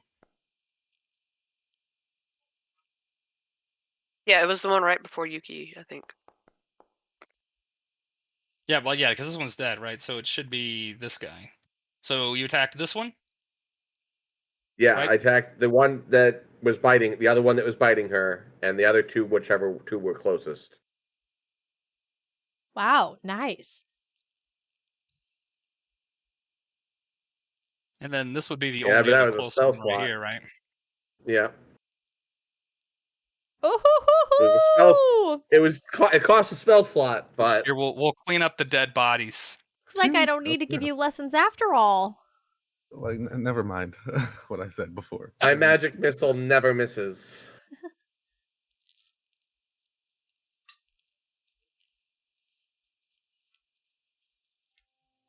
And that's my turn. All right, I'm going to move a little bit forward. Hang on, I gotta So- try to fix this. No, there was I have a duplicate token, which is like, I gotta fix, because it was showing like the same one twice, right? Like it had a twin brother that was sharing its stats. So I'm just fixing that, so. Okay, good. Not like suddenly more Sturges arrived to foil your plans. Like, no, I needed to fix the token. So this guy's going to get to taste my bow again. So I'm Okay. just going to take my Silent Shadow out. Holy. Yay! All right, roll for damage if you haven't already. Beautiful. What are these rolls today, dude? Go play the lottery. I'm taking it. Muerte. Beautiful. And now it is Yuki's turn. Okay. I'm just gonna stay right where I am and throw a dagger at this guy over here.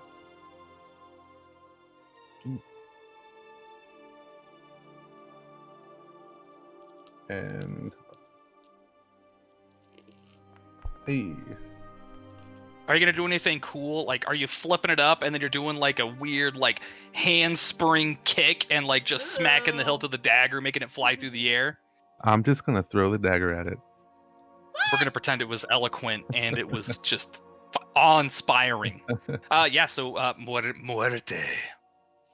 Like, target the right one. Boom, dead. We'll go ahead and delete that one. And now it is Brea's turn. Yeah, I'm earthquake. so proud of us. I mean, you got to move to it first, right? Yeah. you got to move a little bit to it. So I can move here and attack, right? Yeah. Yeah. Yeah. I'd say that's adjacent.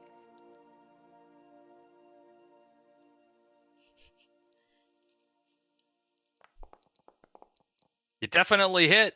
Yeah. Oh, baby. Give him hell. Muerte. Nice. You hit it with Cleaned. Girthquake so hard, there's like Cleaned nothing house. left. There's like nothing left anymore. Like just It exploded. Just dust. yeah, like with such force that you just de-atomized it, just like a puff of skin and blood and guts. Like I just turn around to everybody. Anybody got anything to patch these holes?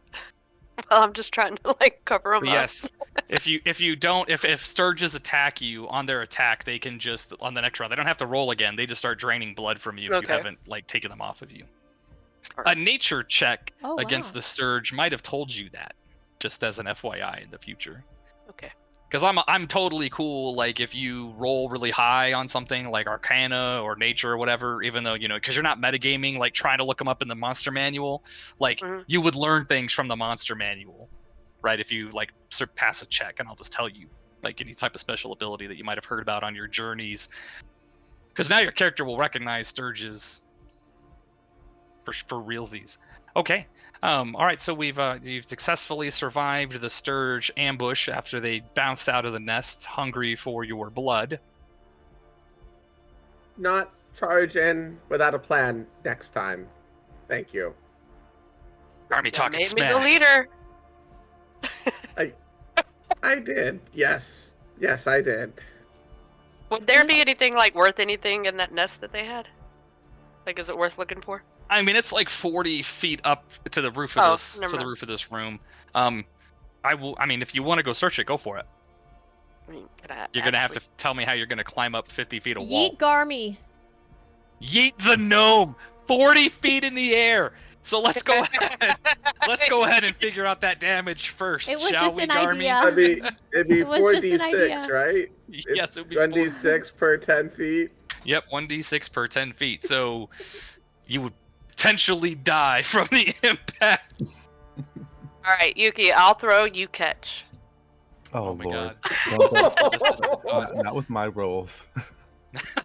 Can we, How like... about this? I can freeze it, and you could throw a javelin and crack it. Yeah. Maybe it'll collapse. Yeah. Like a pinata. I like that. Mhm. Yeah, I'll do that. So I take very focused blasts of ray of frost all around the edges of it. Wait, are we sure that this won't let more of them out? I think they sent all of them out. Shit, I'm gonna make an army of hyper-intelligent Sturges from now on. With the little Sturge general, dude's got a little hat on. Wave 1, commence! Wave 2, to the left! Wave 3 stays in reserve! Little squeaky You almost Sturge spit your voice. pizza. So do I Look, actually need to have like put roll or 40 attack? Sturges. You honestly Uh, roll for my ray of frost or her javelins? No, I would say Or- after about 10 minutes of trying that you're able to successfully crack it open. Really, that just falls out of it are like just bits of bone, other detritus. There's nothing of value that you see that was stashed in the nest. At least we've destroyed the nest, so they won't. You I'm gotta getting destroy a Diablo hornet's 3 nest. vibes right now. Getting some serious Diablo 3. Maybe the Cursed mechanics chest. can use the bones. Cleansing the Yes, cursed I mean- chest. If we destroy it, they won't. More won't spawn. We hope. We hope so. Unless our Or at DM's a least dick. more. Or else more. The Sturges at least won't. Other Sturges won't re-nest there. At least, kind of like destroying a hornet's nest. Hopefully. Hopefully. Maybe we'll get some extra mushrooms out of this deal, because we helped. Yeah, So so, I there's mean, like frozen nothing solid. else of like nothing else interesting in this room. It's just like piles of their trash, basically. Well, I mean, from what you can see. You Nothing could interesting perhaps, to you, but very interesting to a mushroom. or you could roll for perception to see if there's anything else in this room that might escape your, or investigation to search around or something like that. Well, I'm not the most perceptive, but I'll try. You're perceptive to me, Brea. Don't you worry. I think you're Cool. perceptive. I don't want to tell you what That's these pretty other good. people say off stream or anything, but like I think you're perceptive. Yeah, if one of you wants Better to than roll, me. whoever. I did. I mean, that's Yeah. 17. Told you got like 75 tabs open to keep all this shit straight. So, all right. I mean, you come back like after about 10 minutes of searching through the pile of fungal garbage that they use as a larder to like grow other mushrooms and fertilizer. You're covered up to your elbows in like sickly, gross ooze. And Just Brea you don't- or all of us? Brea's the one who searched, right? So, Cool. yep. I think this Just entire like I'm time, running the Garmin's rest of just the group with my watching. fingers out, like, ew, I'm gonna touch No, Yeah, you. you got- no. Where's my puke bucket? I feel seasick already. All right. So, yeah, you I don't find anything prestidigitize else the in crime value. off of her. Just I walk up to Yuki and I go, Simba. Oh my god. All right, Yuki doesn't talk to Brea for the rest of the trip. You nasty So, girl. You nasty. Yuki, would you like to lead instead? Okay. No, wait, Sorry, you're the please. one who told us to come through this path. Brea, You want to ride, Garmy? Why do you have no confidence No. in me? do you want? I figured you'd want to stay in the back and shoot. Well, I do, but I'm a little offended you didn't offer. Or would you like to lead? No, but I'm offended you didn't offer. Can I just go to like I'll the offer edge next of the time. stairs over here and just do like a quick perception check about the room? Oh yeah, give me 1 second to pick up my dog's bowls though. Yeah, okay. Here But she go goes, ahead guys. Go ahead and creep up. So you're gonna approach in stealth, is what I'm hearing. Are you you wanna would you do a like to stealth- roll for stealth to see if you Yeah, can be a stealth stealthy? check first? Okay. Let's see. You can roll it privately if you want me to surprise you and if you to know if you're stealthed or Ooh. not. How do I do that? Meanwhile, Garmy and Crush are like, I'm sorry I didn't suggest you. I didn't realize you would be interested. Next time I'll remember to suggest you to lead. All right. Just know I will never want to be in the front. Now remember, you may know that you rolled a 10, but Yuki doesn't know Yuki rolled a 10. So Yuki thinks that Yuki is a fucking ghost in the darkness. But she's a blind bitch. Okay. It's like, I wish I know I'm stealthy, damn it.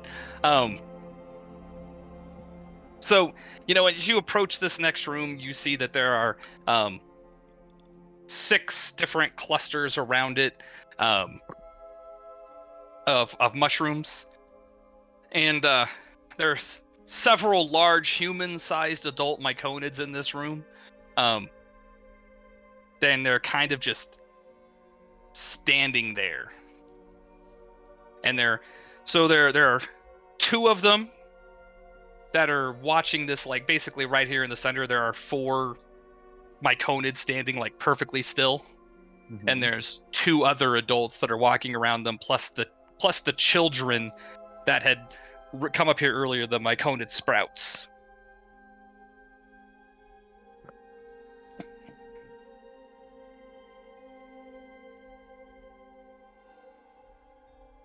I'm just gonna ease in behind the rest of them. And that's all you see in that room. Okay.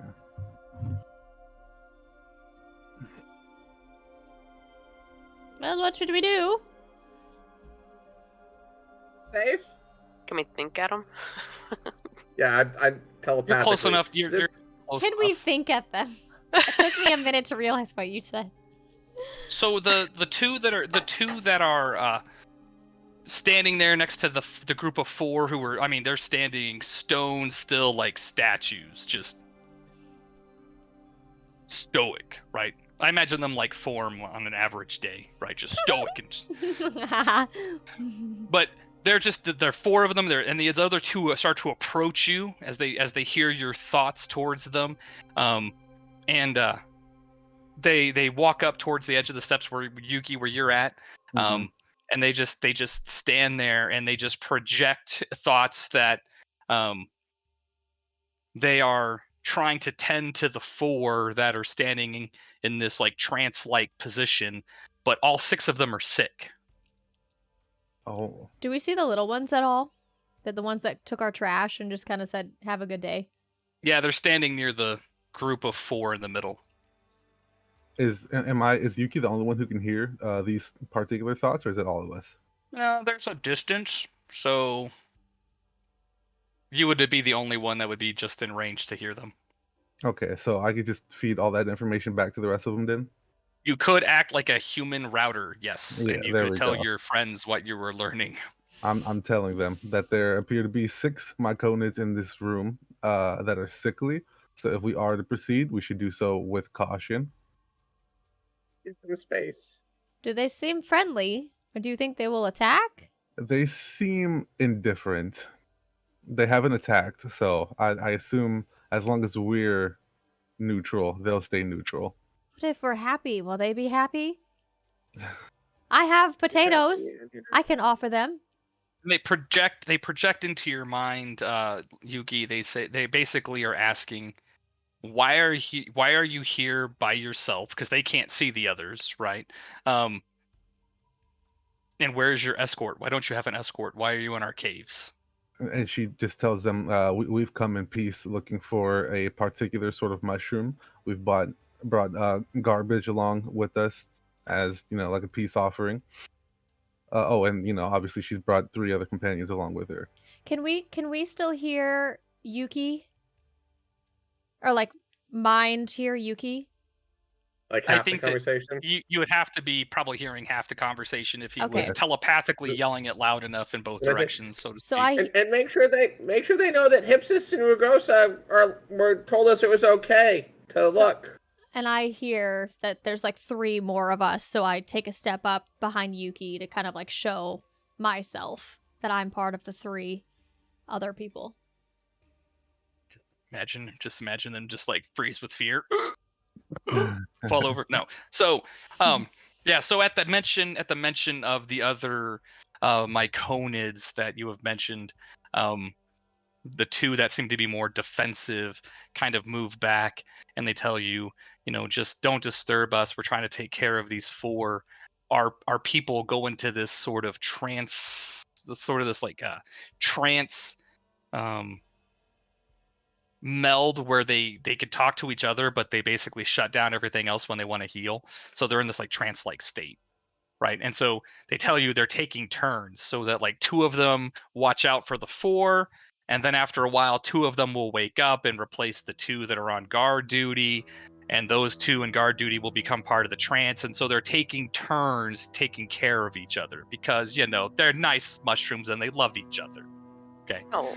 So they take turns, 2 on watch, 4 healing, and then they replace in pairs so they each get a chance to rest and try to recover from the blight. Can we act as their bodyguards so that they can all heal at the same time? Did they trust us I would say why not? Like, you tell me. You would probably need to roll some type of persuasion. Is that something we're interested in as a group? Could do that, or Yeah. I mean, I think the best way to heal them is to find whatever's causing the blight and take care of that. Otherwise, they're just gonna get sick again. Okay. Are we going to be able to get through the room without them thinking we're going to be an issue? Just ask them You're where okay. the light is and if they can point us in the direction, and they'll know that's where we're going. Right? Yeah. All right, so tell me what you want to do. I'm gonna think at the closest one, like which way is the blight? Okay. So, at the mention of the other myconids' names, they tell you that, to the cave to the north is where Sinessa is trying to recover from her illness, and she's being tended in a cavern to the north. But the room that she visited, where they feel like this is all coming from, is the next cavern to the west. So which way do we go first? West. So over We leave here. Sinessa to rest until we can take care of the problem, I think. But like they point you towards this direction to where Sinessa is. They point you to this direction to where the actual like they feel like that's where she went before she got sick. I feel like that's where we go then. I think you're right. Okay. Yeah, they might get sketchy if we try to go like towards Sinessa. You want to throw hands, we mushrooms? sure? Because you don't got hands. Are we sure they're telling the truth? Why You would need they to lie? you could roll an insight check. Why would they lie? I mean, we had like 5 of these other things attack us when we first got in here. Maybe them That's being true. sickly makes That's their true. brains weird. I didn't think about that. Let's take a beat on that one. You did not get attacked by myconids. Yeah, they were different. You got attacked by the mushrooms they were tending that had been infected with the blight. Yeah, and these ones are infected Yeah, by the but blight. these ones are infected with blight too. You Well, just said that. they're sick. Doesn't mean they have the same blight as the actual fungus they farm. But it makes them sick. Something Oh. is making them sick. It just makes actual mushrooms sick in a different way with the blight, so to speak. This isn't like Dragon Age blight with Grey Wardens and Darkspawn and shit. It's like just blight at being a general term, right? There's some type of sickness ruining their crops, but it also makes them sick in a different way. Okay, so are Have you you been saying? thinking this whole time that myconids were attacking you, like angry myconids? I feel I mean, bad. I hope so. I know that hope not. I know that there was a bunch of different kinds of myconids, like from last session. The sickly Or so ones. they have the sprouts. They have the sprouts, right? And then they have the adults. But the things that attacked you weren't myconids. Oh, I Myconids are thought they mushroom-like. were. No, myconids are mushroom-type people. You were getting attacked by actual infected mushroom things that had tentacles that could reach out and violent fungi you. Oh, I understand now. Okay. Yeah, so they haven't. The myconids themselves haven't done anything to attack you yet. Okay, gotcha. All right, so I can understand the confusion. They're all mushroom-like. yeah, okay, I got it.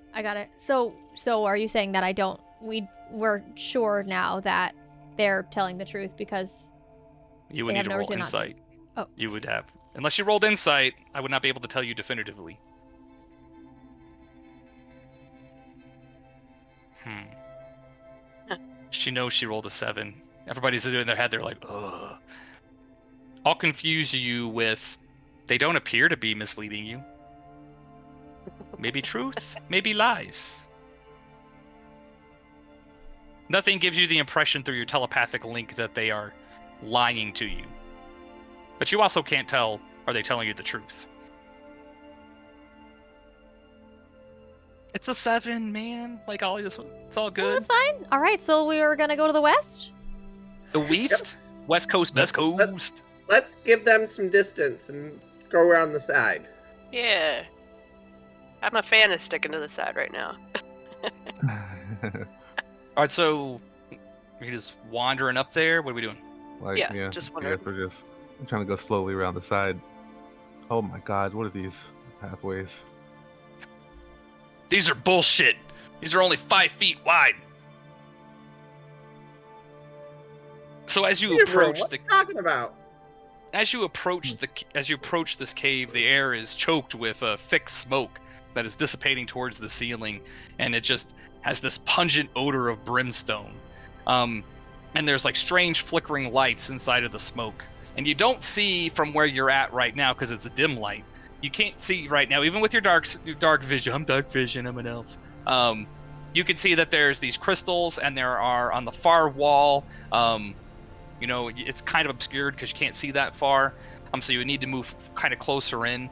But you do see closer to you like a cluster of like purple rocks and purple crystals that jut up from the stone. Ooh, crystals. So it looks very different than what we're used to.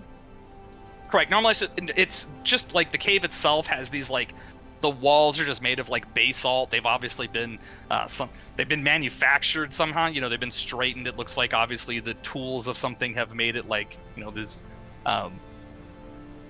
It's been chiseled somehow, right? So the cave isn't just fully naturally formed. But here you haven't seen any crystals or anything before. But in this cave you do see some purple crystals, and you can see some type of orange glow through the smoke on the far side. You just can't see far enough.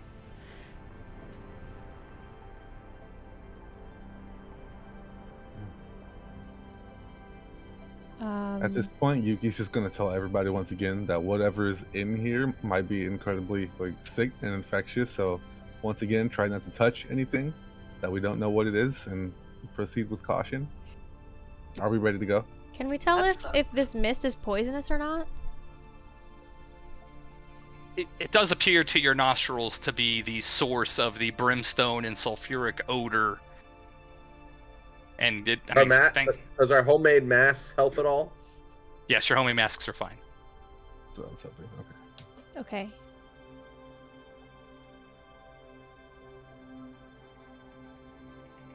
Oh, are we going in? Who's leading the pack? Me? I Yuki's guess. in there. Because Brea's full of holes right now. I mean, it's not like you don't have healing potions. You guys are some Yeah, I'm fine. misers with your healing potions. But we're like, do we need I to have use this? I have a potion if you'd like it, Brea, if you think you need it. You lost what? Oh. 10 hit points? 11? Yeah, I haven't. we'll hold off. She got like 20 more, man. She a meat Yeah. bag. Look at her. She got all. She's got Still has muscles. Her more than swords me, bounce so. off of her. Like it's all good. Disappears back into his robe. It's all Gucci after the first 20 HP. Let's save it.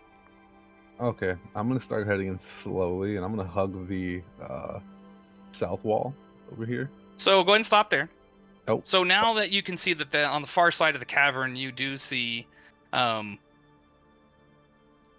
large orange crystal jutting from the rocks coming out of a fissure that it also appears to be where some of the smoke is emanating from, and the smell is also just sickening brimstone, just clogging your nostrils, like your eyes want to water. And guess what we're gonna do now? Roll for initiative. Roll for initiative. There you go. We're gonna roll for initiative. And my dogs are excited for it too. If you can hear that, they want some initiative. Are we all okay health-wise? You don't need to pop any health I potions haven't- or anything? I'm at full health still, I've still I'm got at full 20 health. hit points left. Brea's the only Okay. person who got hit. and she Okay. still has more than the rest of us, I think. Yeah. Yeah. Give me a second to clean up the combat from last time. We can't move into the cave now that we're rolling for initiative, can we? Yep, I'm already deep in there. I can hide though. I mean, You're if- good at if being I- by yourself. If at I the worst roll time. high enough, I can hide. The rolls have not been with me this week. I know we're trying to get all the nasty rolls out during rollies, right? So Yeah. don't worry, we're gonna go with some awesome names like A and B. The gods are fickle and don't like typing all the time. Don't worry, not everything will have cool names like A and B. They'll have other things like the Whispering Death. Or Tarask A and Tarask B. Oh, Don't worry, Yeah, there's that's not rumored that there's funny. only one Tarask. So, I mean, if you ever find it, you probably, you want to be legendary. You want to play Monster Hunter in D&D? No, no, not particularly. not particularly, no. Kinda. Not yet. Not until I have quite a few more spells. Not for, I don't know, 17, 18 levels or so, and maybe several magic trinkets per person. Wait, dragons? Whoa, Drake. whoa. Drake is not a dragon. Oh, okay. Fume Drake. But again, if you roll, properly for nature, I might be able to tell you something more specific about these creatures that have randomly appeared. Oh dear God. Okay. And everybody's rolling for nature. No initiative. I'm rolling initiative. Oh, you're rolling initiative, aren't you? Oh. Yeah, baby. Yeah. Garmy's faster than all of us.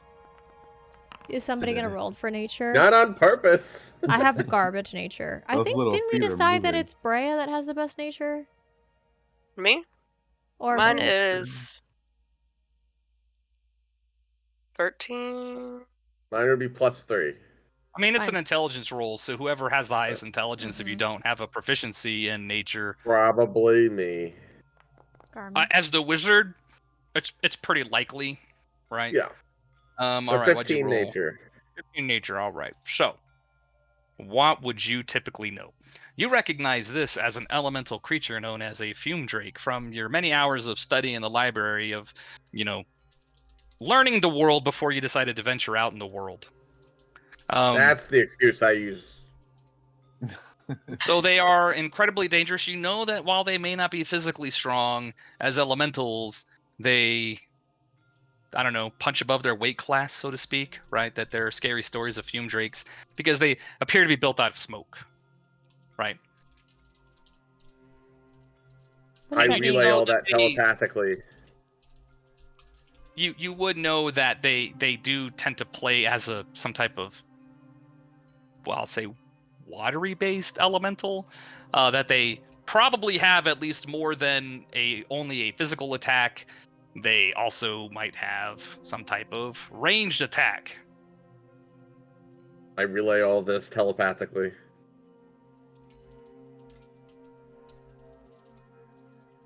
The name Drake fool you. They're more like elementals. Very dangerous. Every time I hear Drake, I'm Plus like, blah what's blah that blah song? blah blah. All the other stuff. You don't call me on my cell phone. Hotline bling. Oh gosh. It's two of them. They're an acapella group. The Fume Drakes. It's like the Tunnel Snakes in Fallout. Tunnel Snakes rule. Tunnel Snakes. No, Tunnel Snakes. Silent, you have to remember the Tunnel Snakes, right? Could you remind me? I remember the tunnel snakes.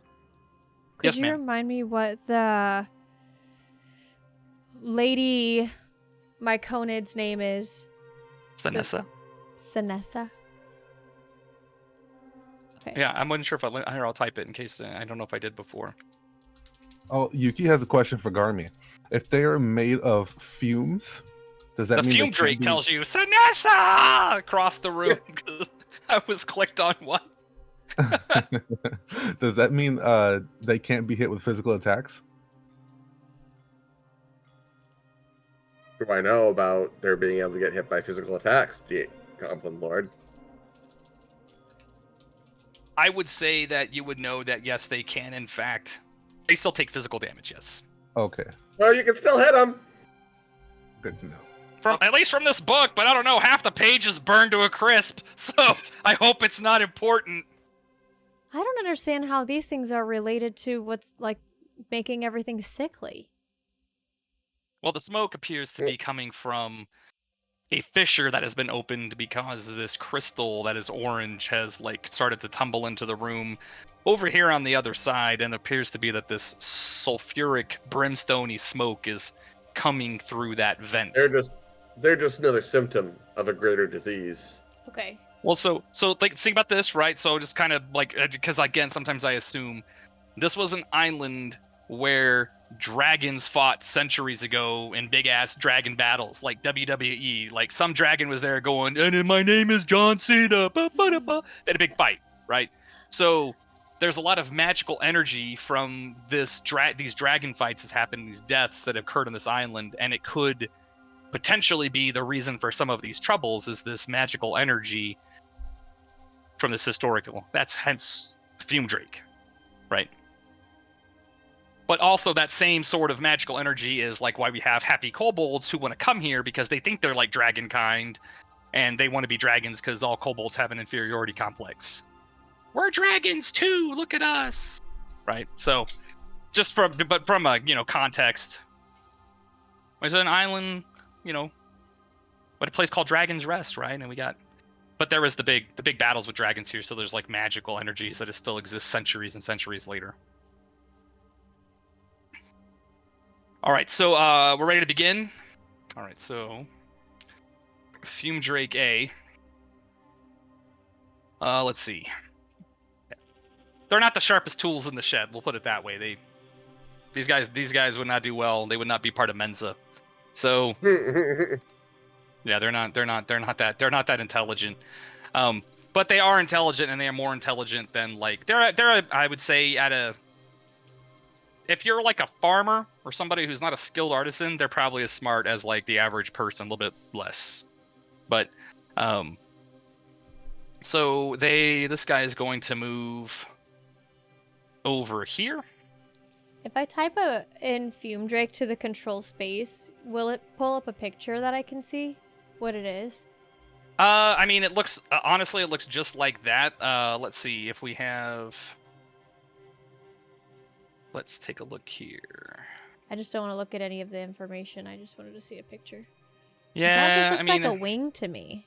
It's just it's a creature of smoke that's dragon-like in shape, right? Oh, But okay. Oh, how are we supposed to attack that? it still has a physical form. It Oh, still has okay. I would call it like it still has something that pulls it together to form Oh. like a physical being, right? Okay. It just appears to be made of like mist and steam and smoke. Oh, okay. So he's gonna move. So Fume Drake A is gonna move there, and he's not the sharpest tool in the shed, but he is still going to attack Garmy. Oh. I'm sorry. I was like, I what? saw your I saw your mouse indicator there, and I was like, oh, it's gonna go ahead and it's going to use He's out for blood. a breath attack on poor Yuki.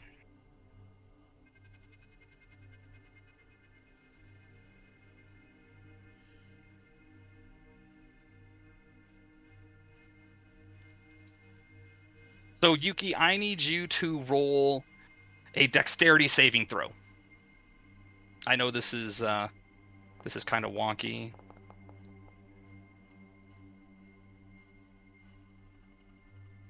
All right, so I need you to. So you did succeed the roll.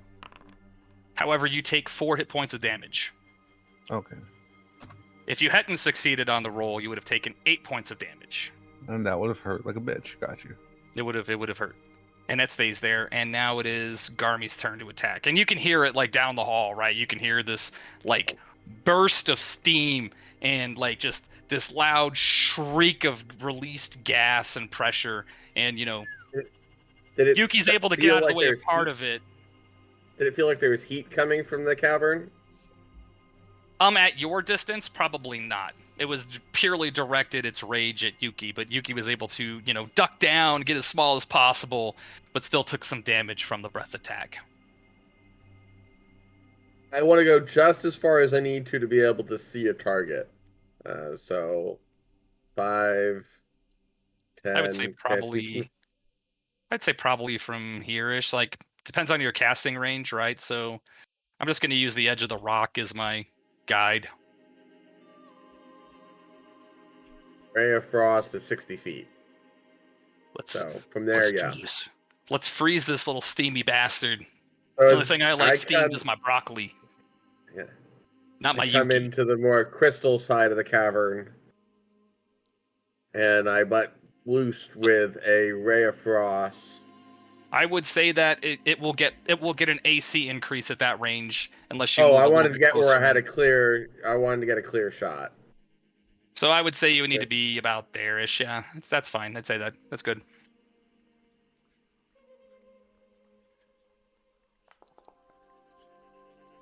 All right, so you hit. Nice.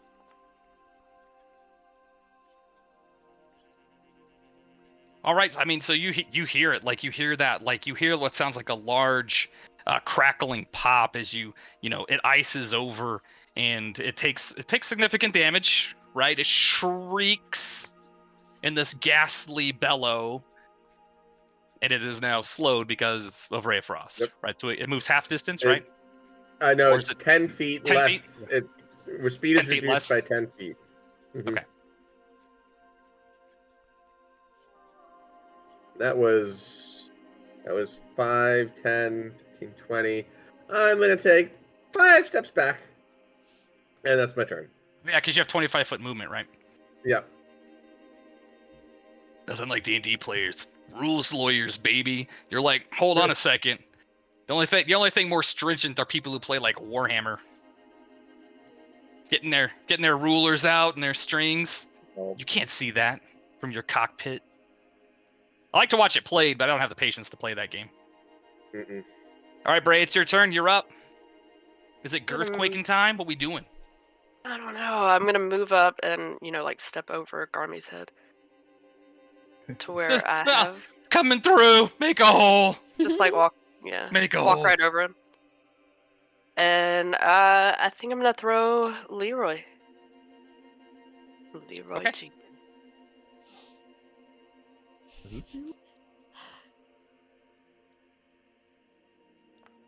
Oh,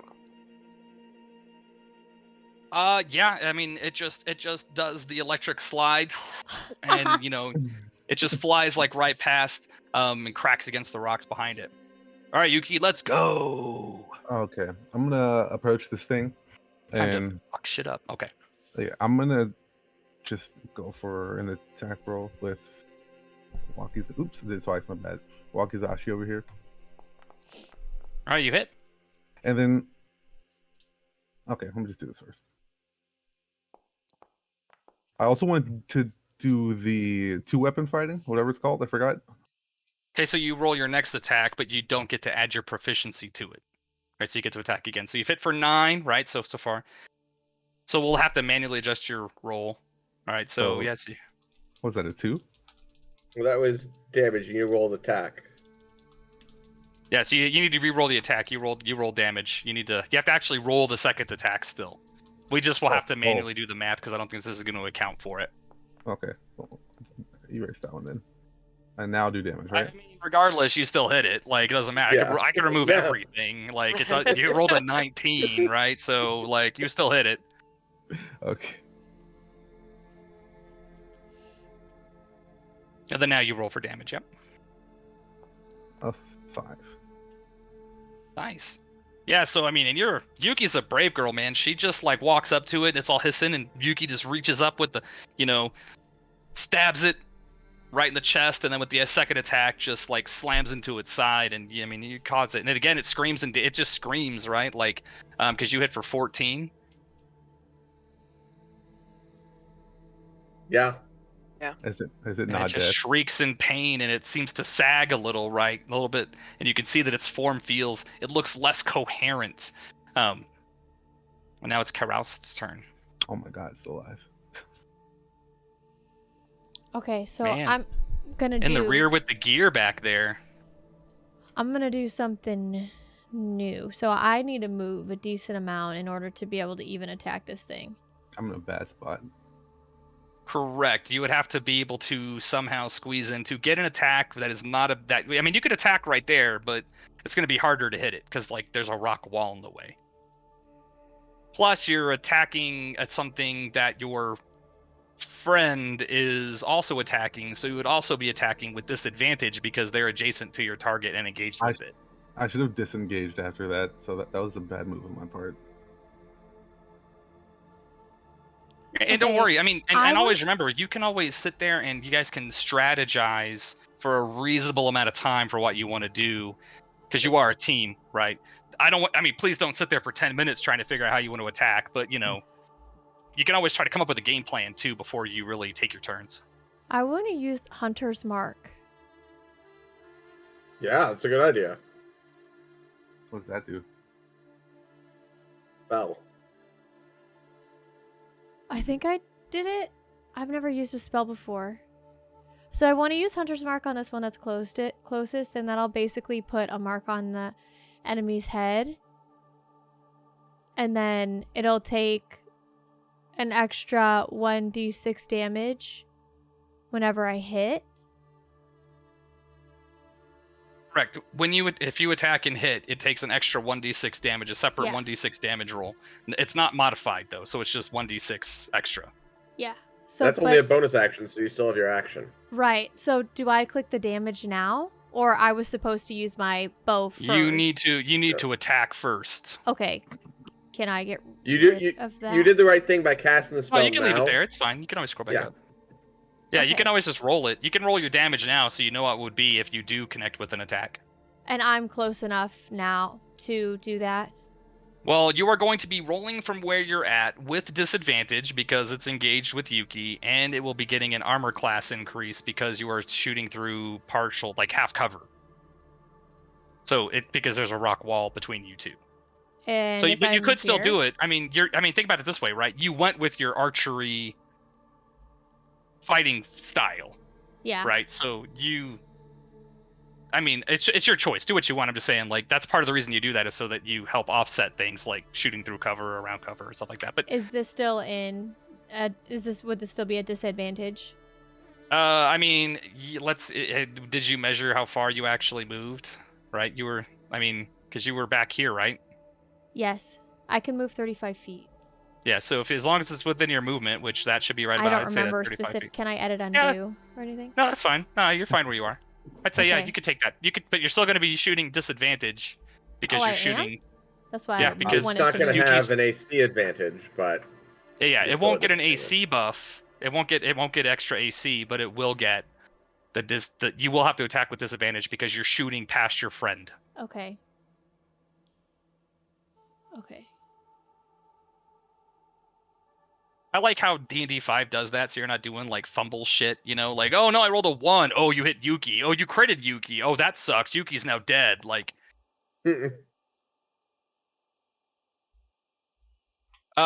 your attack missed. Okay.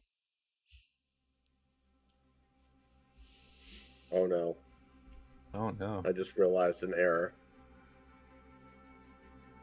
We're all in that You see a hallway. tactical problem here, do you, Garmy? Yes, I do see a tactical problem that I'm just now seeing. Just Care a to share So with this the other group? fume drake is going to move up and also use its breath attack. What is the Yep, tactic? that's What, what. care to share? What do you? We're 50 all in a line. There's a lot of us about to get hit. So you all need to roll a dexterity saving throw. Everybody? Well, you will need. No, hold on. I will measure this for you because this position actually sort of benefits. Because I mean, I'm not a complete dick.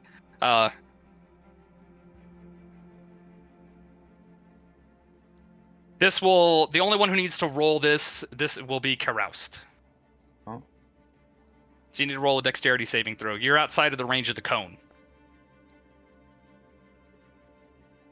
Nice. Right. So you take, because even though you succeed, you still take half damage.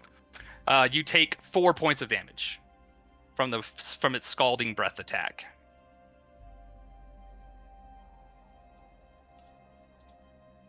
And where did my combat go? Okay. And now it is this one's turn again, and I have to roll. Hang on a second.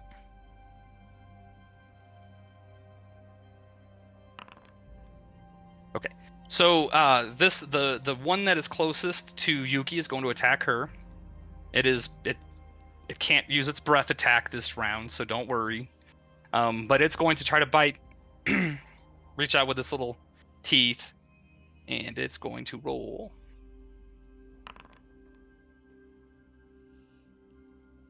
And it rolls a natural 20. Oh, nice. Not nice. I mean, And nice. Yuki takes 10 points of damage from the bite Good. attack as it lashes out. Okay.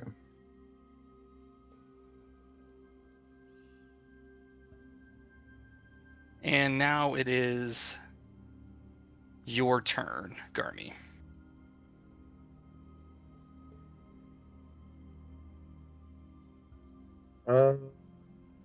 You know what?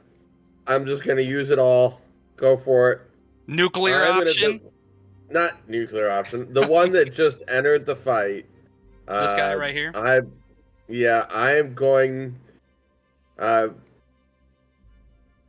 Crackling, a lightning-like energy starts forming on the edge of my staff as I point it out to it, and I am going to cast Witch Bolt against it. Against that one. So I think that's actually...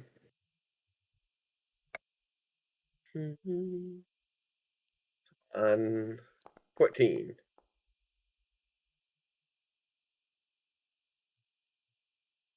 Yeah, I mean, 14 it hit. just, this bolt of electrical blue lightning energy just shoots out of your staff and slams into it, and it shrieks in pain. And now roll for your damage. Whoa. Nice. 9 points of damage. And I'm going to stay focused on that and keep it up. All right, Bray, it's your turn. Uh, I like how you're letting the rogue take all the damage. yeah, I'm gonna I'm move just gonna- around I got her this. up to this one Okay. and girthquake him. It's Girthquaking time. It's girthquaking time.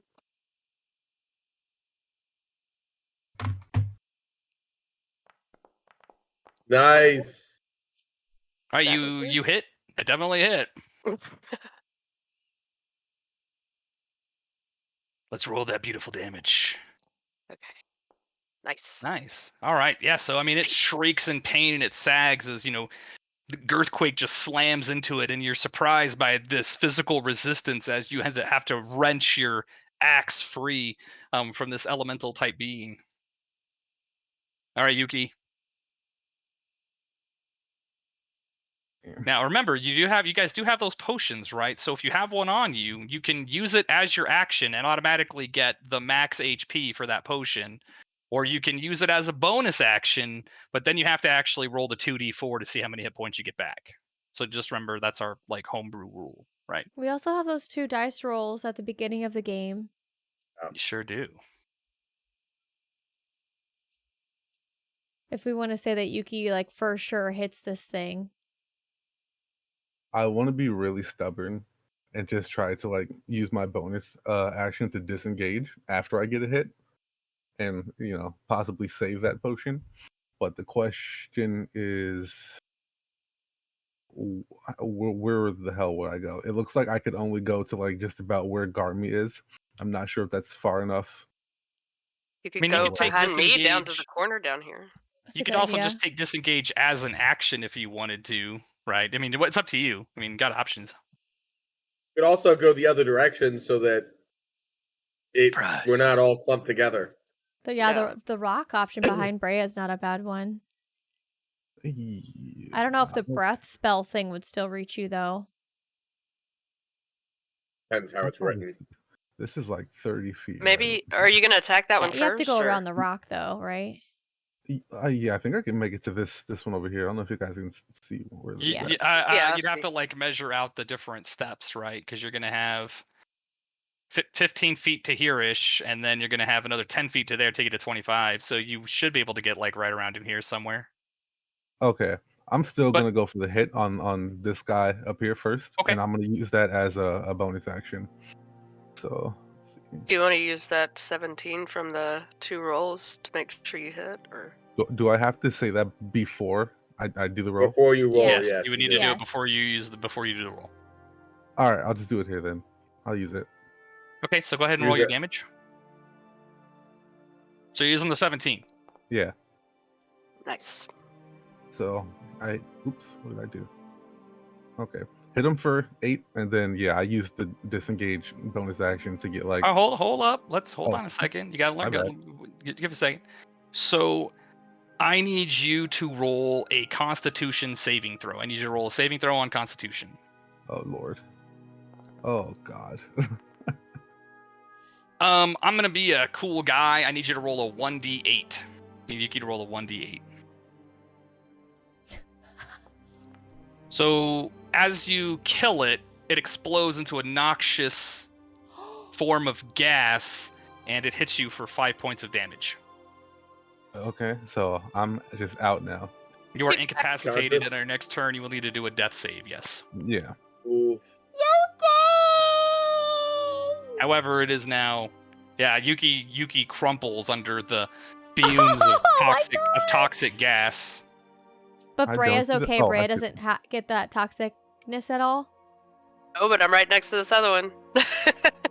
No, Brea is fine. The only one that was Okay. close enough to be affected by the toxic explosion was poor Yuki, who got unfortunately critted last time. Yeah. But that one is what a day. At least I took it with me, you fucker. Okay, so Pyrrhic victory. am And now I it is your turn. am I rolling at disadvantage because of Brea's location? Yes, you will be rolling a disadvantage because of that location. You can step over Yuki's body. Okay, So, so here's a question for Gurmit, because I can't remember off the top of my head. Because I want to make sure you have options, right? You know of your options. Can somebody stabilize Yuki on their turn? Is there a I think that DC would be for their that? action. I think that'd be Yeah, a for an medicine action. check. Yeah, like a medicine Yeah. check, right? I don't. I think that's up to you to set the DC. Yeah, that's what I'm I trying don't to know. remember. from I don't know rules the as written. specific rule. I don't. I think it. I honestly don't know if there's a specific DC. Yeah, let's look real quick. Specific DC to stabilize. Yep. Yeah, you can do it. You can do a check, and that would means that Yuki wouldn't have to make a death saving throw, but would just be unconscious. But it will take a full action, and I will tell you that for a medicine check, if you were proficient, you need to do a DC save of a 10. Yeah, because it doesn't say 178 of the player's handbook says a wisdom medicine check can let you stabilize a dying companion or diagnose an illness, but it doesn't set a DC. So I think it's up to you to set the DC. I'm gonna say it's a DC of 10, right? If you take it as a full action. Or you could attack also, right? But you will roll at disadvantage. I'm just telling you your options in case you didn't know you could do it, right? You could use a medicine check and be like, oh my god, wake up, stop dying. Right? Get your shit together, Yuki! Big old slap. Wake up!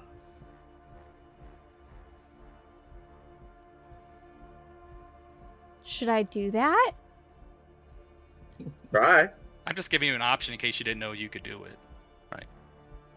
But you can stabilize somebody on your turn as a full action, so they What don't if- have to roll death saving throws. Do they still have to Technically- roll a death saving throw if we kill this other one? Generally, I would consider that they would automatically just have 1 HP after the fight for the most part, just to be fair. But I don't know if Garmy, if you have a different opinion of that. Like, I would consider that your first thing that you would do would be to like stabilize your friend, and they would just be unconscious. So Yeah, your stabilize does not mean you're awake. I It don't just know. means you're I not don't remember making the death saving throws. I don't remember the rules as written. I'd have to go look. You have to get actually healed for him to be conscious. So But you could force a potion down their throat, right? That would stabilize and bring him back up. If you just stabilize, they just don't make death saving throws. They're not awake. They can't. They still have no output. But you have between 3 to 6 turns before Yuki could potentially die. Yeah, I still have those. We could take care of this those- fight, and he could be fine. He could I roll a guess it natural could be 20 worse. on his next round and come back up. Or roll a 1 and have 2 Right. fails in the first turn, right? I mean, Also a possibility. Let's hope Equally not. Probably likely. more likely, yeah. you're like, no, but these fucking dice. Ugh. Maybe like try to attack once and then we'll take care of. But it takes a full turn to Hmm. so I wouldn't be able to attack and You then take it. You'd still have a bonus action, which I'm gonna just help out here a moment. You might want to use your bonus action to move your hunter's mark. Well, that's what I was Or planning actually, on no, you don't doing. need. You don't actually have. I don't think you have to use your bonus action to move it. I think you can just move it, right? When the creature dies. Well, it's it I don't remember. if the target drops to 0 hit Roll. points before the spell ends, you can use a bonus action Oh, on a yeah. subsequent turn of yours to Yeah. mark a new creature. So yeah, that would be your bonus action to make it. You can still do that and try to stabilize as well. Okay. That would just move Hunter's action. You can't use it. You can't attack Yeah. and use it as a bonus action, right? You could bonus action move it and then attack, or bonus action move it, stabilize. You can't do both. Yeah. Oh, the pressure's on. Choices. There's not To be really a honest, wrong I choice. would attack. I would attack, honestly. So I was Chances thinking are- before all this happened of going my 35-ish feet, so like over here. That way, Keep in mind, if you go straight like that and you pass it, it's going to It's get an an attack attack of of opportunity. opportunity against you. So It you'd want to is. go probably around the rock to get Like right up behind it. here. Well, you Oh. could go up there, yeah. okay, so like up here. Yeah. And then attack, and then use Hunter's Mark. So use Hunter's Mark and then attack. If you Right. don't move it, you don't get the Right. bonus. Okay. So up here, I've moved. Then I'm gonna use the Hunter's Mark. We have no available. Wait. I think we just know it's. I want to, You Hannah, don't I wanna just want to make cast. sure. I'm just trying to think, right? So, like, but something has to be something that you can do as a bonus action. So unless you have a feature that says you can attack as a bonus action, you can't attack as a bonus action. You'd have to take your No, no. action to attack, right? Bonus action is move the Hunter's Mark. She still has her action. Sure, that's what I'm saying. Like, yeah, I mean, unless you had something that would Yeah. let you attack as a bonus action, but Yeah, if you have I'm that, thinking- then yeah.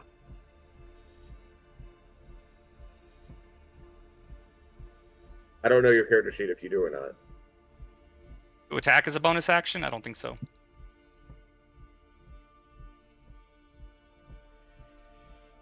I don't think so.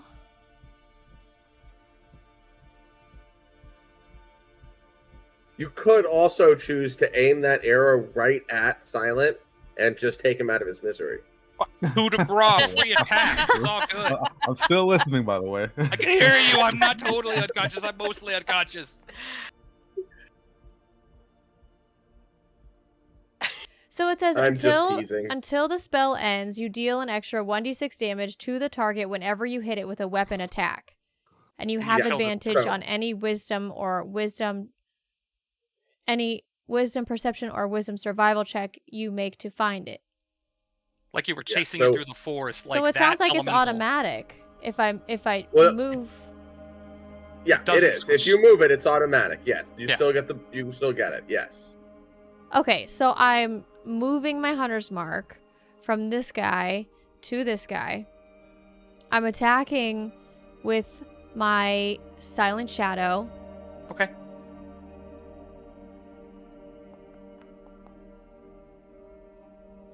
And you hit?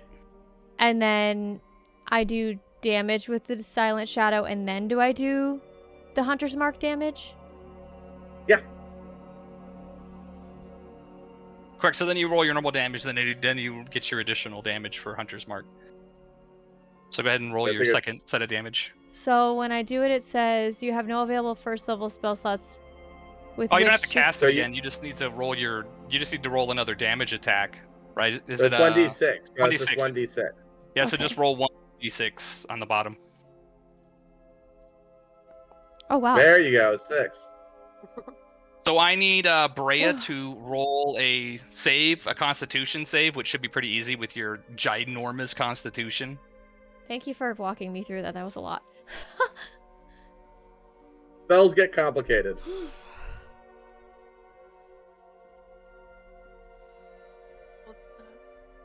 Just click on Constitution. It should be the I thought I had to click for that on the character sheet, did it not? Yeah, Constitution on the left side. That's all. Yeah, Yeah, and then it'll say saving and normal. Yeah, click where it's click the name Constitution. And it should say, Yeah. would you like to do an ability or a saving throw? And it's a saving throw, right? Correct. It's a Yep. saving throw.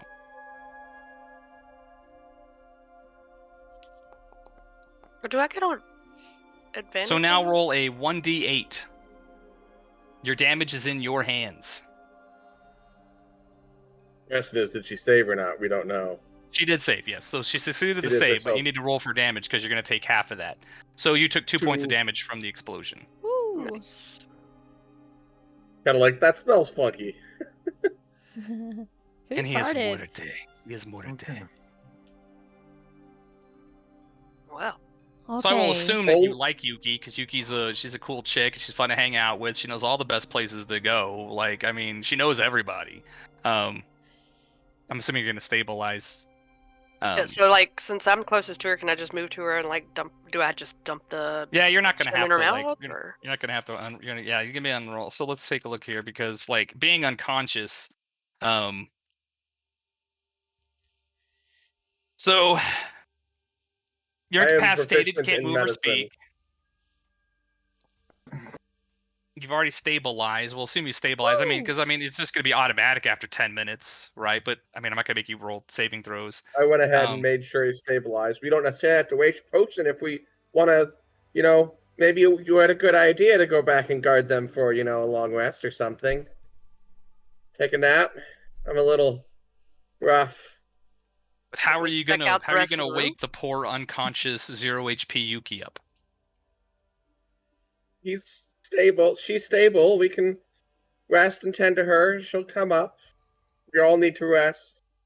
If we find a nice, comfortable space, I can cast my alarm spell and nothing will bother us for 8 hours. Or if it does, I'll know about it. It'll wake me up.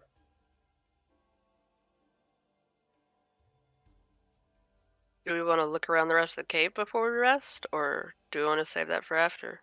I mean, You- Yuki's unconscious, right? So I mean, what's I a mean, if few you more want minutes to, for I'm her? gonna stay with Yuki and just care for her I feel like until it's she gonna comes be to. whatever's in the cave now will be in the cave when we It'll get be done there in the resting. morning.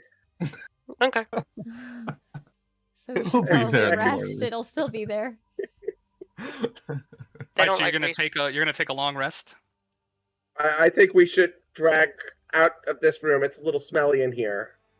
Back to the. Well, we could I mean, go I'm back to where assuming those other mushrooms were. like You I can offered just to carry guard her, them. right? Yeah, you're gonna have to carry Yuki. I can't carry her. I mean, look at me. But I can, right? I assume so. Yeah, you'd be able to carry Yuki. Yuki's would be under your max carry weight to be able to move to the next room. So you're gonna move back out of that cavern. Like like right at the entrance, or How do we know it's safe out there? We sure we want to? Well, you offered to guard the mushrooms earlier. If that's still an option, we could ask if they want it. I mean, Still I get a would long love to night take rest. a rest as well, though. That's fair. I'm gonna start setting up a circle here. If inside of this circle, if anything breaks it, I'll know about it. He's gonna start laying out string and an alarm bell and casting the alarm ritually. Okay. I'm gonna follow Brea and like hold up Yuki's feet and like try Yuki, you're try to supposed to help. come with us. Come on. Float. Hey, good. Yeah, that's not a good. Do that. Alright, so you said you're setting up your alarm spell, right? Yes, a 20-foot cube.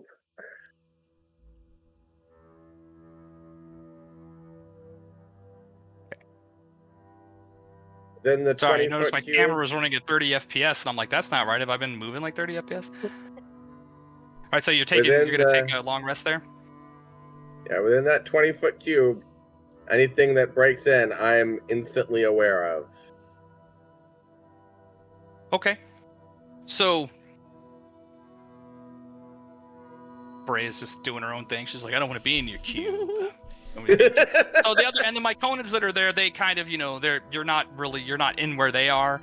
So they're just at the edge of your alert queue, but they're, they see you and they've, you've still been talking telepathically with them. So I will assume that they asked, and you have explained that you have somebody who's hurt and needs to recover, right?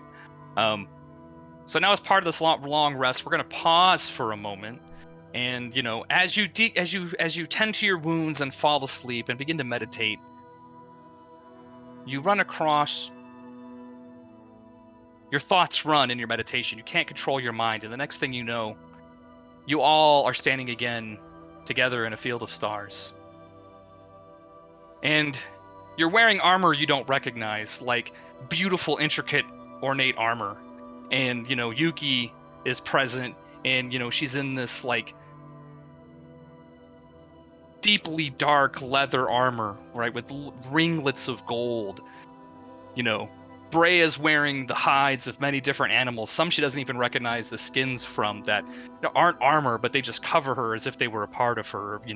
Like there's an eagle feather in her hair, and there is like bear skin across her back, and her, she's just her entire outfit is made of different exotic animals. Garmy is wearing these beautiful, deep blue robes with silver sigils etched into it, like up the throat and around the collar, and it's just plush, but you can sense the power that emanates from it. And Karaust is wearing this like breastplate matched with leather that again has these magical sigils all around it, and now and you can see like glowing tattoos travel down her arms. And as you're sitting there looking at each other in awe and wonder, like again you start hearing the sounds of battle, right? And the sky starts to brighten, and under your feet, like the grass has been churned by the boots of hundreds or thousands of soldiers fighting. And you line up, and you feel compelled. You all turn and look in the same direction towards the east, and the sun is setting behind you, and you see many different tribes of like what appear to be goblins and orcs and what look to be dragon kind approaching you, and they're screaming and they're banging their shields together.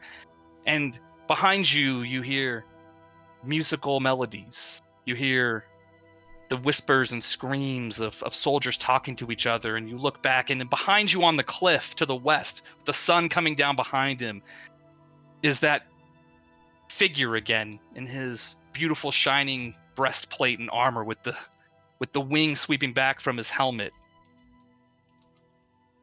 And you see behind you hundreds of soldiers looking at you expectantly, lined up behind you. You see that general up on the hill. You see him point, and your men start to push you forward into the oncoming horde. Now I want each of you to roll a 1d20 on charisma. Just a straight charisma roll? Great charisma. Charisma You ability check? yes, it would be an ability check. Just roll charisma. Straight charisma. So okay, so let's go. Okay. Oh my God! I should have cleared the dice. Okay. All right. So we're gonna start with Caroused. Oh, hang on. Who rolled first? I did. Let's see. Caroused did. All right. So Caroused, I mean, you feel compelled with these people running behind you, like you can't help but run along with them. Now you're not running ahead of them. You're running right there with them, and arrows start to fall amongst you, and some of your soldiers start to fall, screaming. And there's elves and men, and there's halflings. And there's another race that you don't recognize that are rushing forward with you with long quarterstaffs that actually have a Y at the top, like a fork, right? And some of them are whipping stones as you attack. But several of your men have fallen. Brea just screams. She just throws off her bear hide, and she just has this animalistic primal scream, and she just like bursts forward, and these people have to follow her squad of soldiers, her cadre that run with her across this battlefield. And meanwhile, arrows are flying and stones are being flung, and you can see the arcs of fiery trebuchets behind you as you rush forward towards the opposing force. Garmy has somebody pick him up, right? And they run forward, and Garmy starts preparing spells, and the sigils in his robes begin to glow, and arrows and explosions happen, and dirt is being torn, and animals are screaming, and you can see these dragon kind approaching as you prepare to loft your spells. Yuki runs along with her soldiers. Suddenly she realizes she has both wakasashis in her hands, both of the paired set as she runs forward. She's not running ahead of her group, but she's pulled along with them, compelled to fight with them, and they also fall.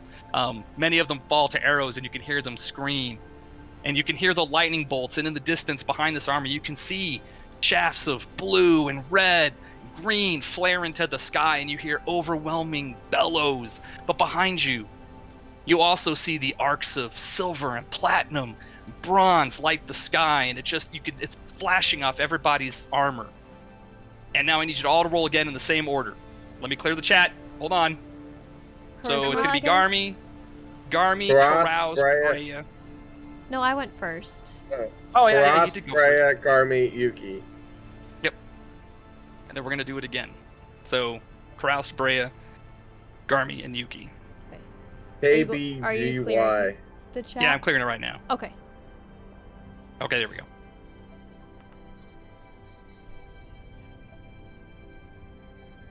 All right, so we'll do Carouse first. So Carouse, I mean, she starts pulling arrows back, sometimes shooting 2 at a time, and some of the enemy fall, but many of her arrows miss, and more of her cadre fall as she throws her bow along her shoulder into her quiver, or next to her quiver on her back, and she pulls out her short swords. Brea's turn, right?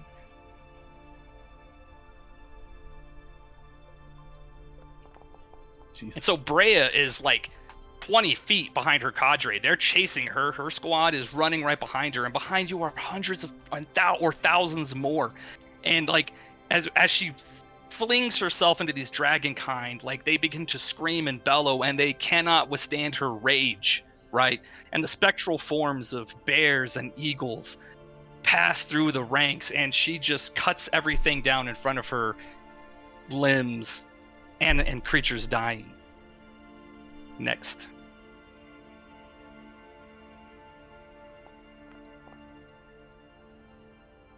Garmy's like, son of a bitch. So Garmy, compelled to run with his other soldiers, like flies into battle, right? Literally moving as quick as he can, now being put down by the soldiers behind him. And the next thing he knows as he approaches the dragon kind is he feels an impact to his face of the side of an axe, and it goes dark for him. Garmy, you are now out. Next. I'm scared. Okay. And so Yuki, now propelled by the forces behind her and encouraged by the screams of the people with her, her blades light the ground, and you can see sigils that run up the inside of the blades that have not been visible to you before. And you literally have become the Whispering Death as you pass between enemies, just like your swords lashing out and severing tendons and hitting people in the armpits, and they fall before your group. And now we do it again, but now it's going to be Karoust and then Brea and then Yuki.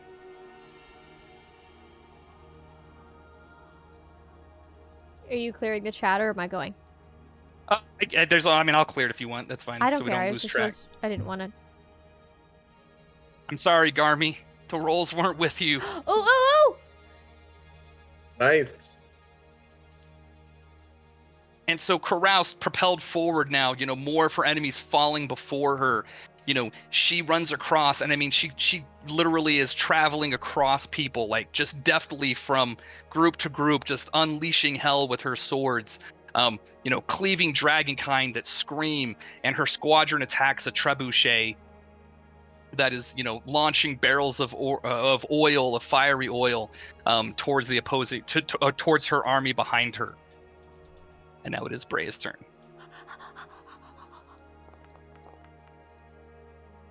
So in the thick of battle,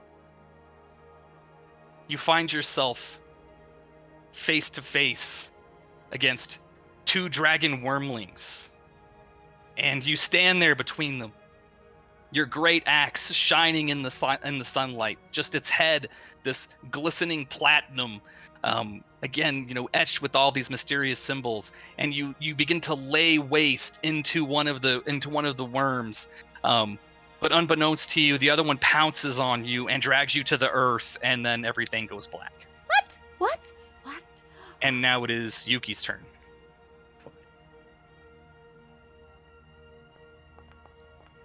So Yuki has been propelled forward and sees that Garmy has fallen and that Karoust is still there fighting, right? And Brea has fallen, but your swords, like you hear them, they whisper to you. You can almost hear them as voices telling you where to strike. And as you begin to just leap yourself into battle, you find yourself surrounded by several dragonkind, and you physically cannot keep up with them, and you suddenly feel all of their blows on your body, and everything goes black for you. And now there is only one remaining, is there not? Did I miscount? Karoust, you are the one. I roll charisma again? You would roll charisma again. Okay.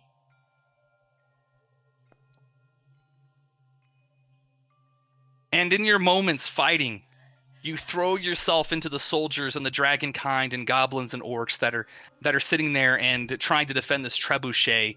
And you see your soldiers approaching, and you know that this battle can't be won without sacrifice. And you can feel your connection to your friends, even though you've heard their screams and you fought with them for countless years. You know that there's only one thing that you can do to help save your army and defend the point that your, I'll say, platinum figure that's glowing in the starlight. You sacrifice yourself and grab a torch and throw it into the boiling armory where all of their liquids are stored, all these vials and all these pots that they're using to launch and attack a city that you can now see behind you. And you sacrifice yourself and everything goes black. The last thing you feel is the pain of fire briefly over your body.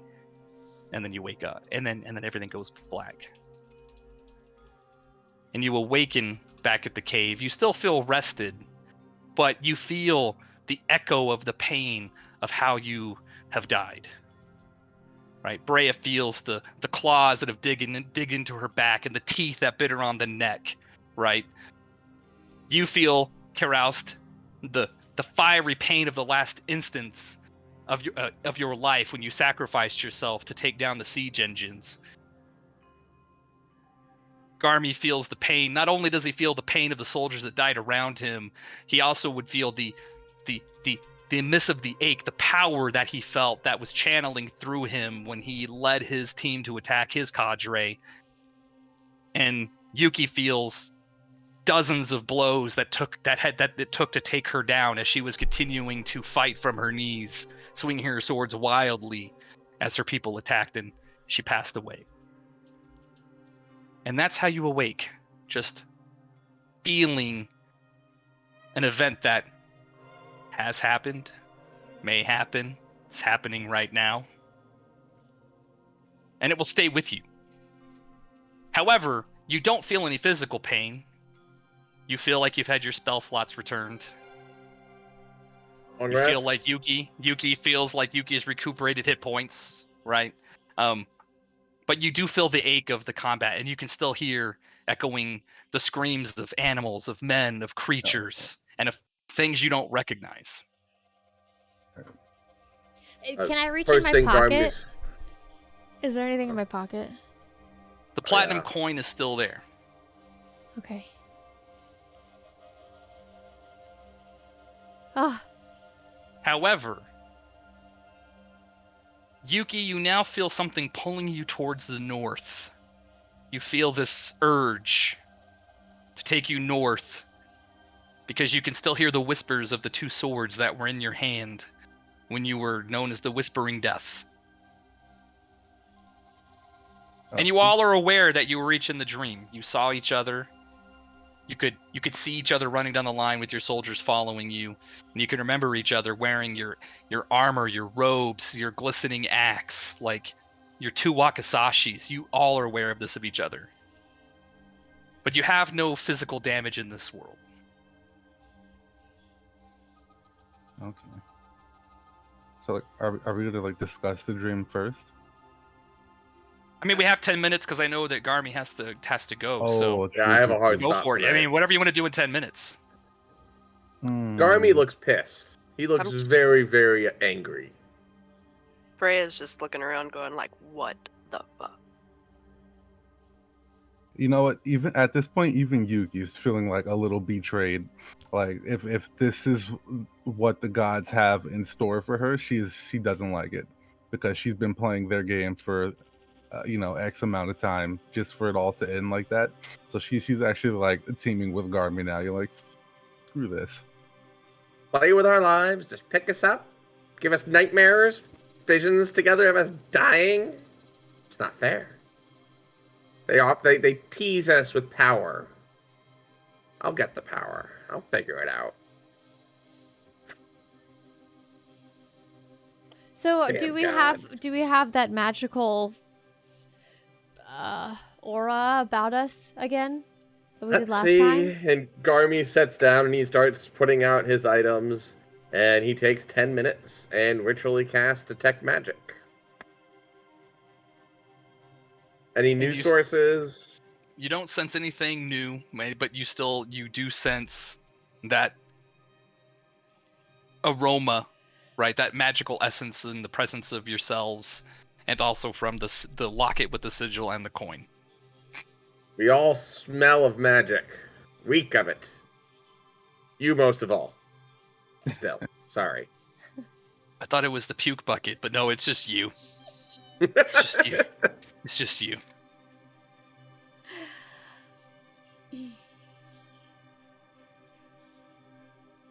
Least I could do is explain. So, God. well, our bodies just stay here while we're in the dream? Like, we just have a body and then a second body? I would think not. We asked the mushrooms if they saw us disappear? Yeah. That's a good, yes, Yeah. good idea. I was thinking that too. Is our telepathy still working? Like, are we sleepwalking? Is our telepathy still working? Yeah, you can still use your report spores, right? That they've infected you with in the caves. They're still present. Then I so turn the two to... that have. Oh, I'm sorry. Go ahead. Yeah. I turn to whatever mushrooms are still around that are still awake. Or did we leave it all after since we laid down? And he shows you visions where you were all there, right? You were unmoving. Carouse was just sitting down appeared to be meditating, and 8 hours passed, but you were completely still. No, we stayed here. Didn't go anywhere. Which, come to think of it, if we had disappeared and we had actually taken there, my alarm spell would have not lasted. And about this time, 'cause it's been about the length of the spell, it dissipates. Were we breathing? They're fungus, they don't really notice that. That you were all there, but you were just unmoving the whole time. Alive, I'm sure. No, But- yeah, that was So- funny to me. Subjectively, you were only in your mind. This lasted about 30 minutes, but physically, you woke up from a long rest after 8 hours, and it's now very early in the morning the next day.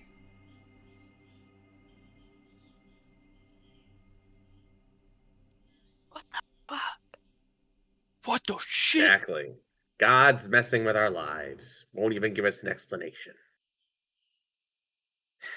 I guess this is when Yuki would just mention, she would say something like, forgive me for my haste, but I still feel something in this direction reaching towards me. And I have to see it through. I think maybe we should go search that room before going forward. We'll explore every ounce, every square of this place. Probably next time, But- though. Let's start down here. Finish what we started first. Yeah. Okay. But either way, I think that's where I have to call it myself. Yeah. Yeah. Okay. GG's. So you want to pick it up here, going back into that room to solve what's causing the illness? Okay. Yep. I think that's a good stopping point. Wow. That was deep, man. That was intense. Good That energy. was. That was like a fire at the circus. Oh damn, he got us! I was like, wait, oh!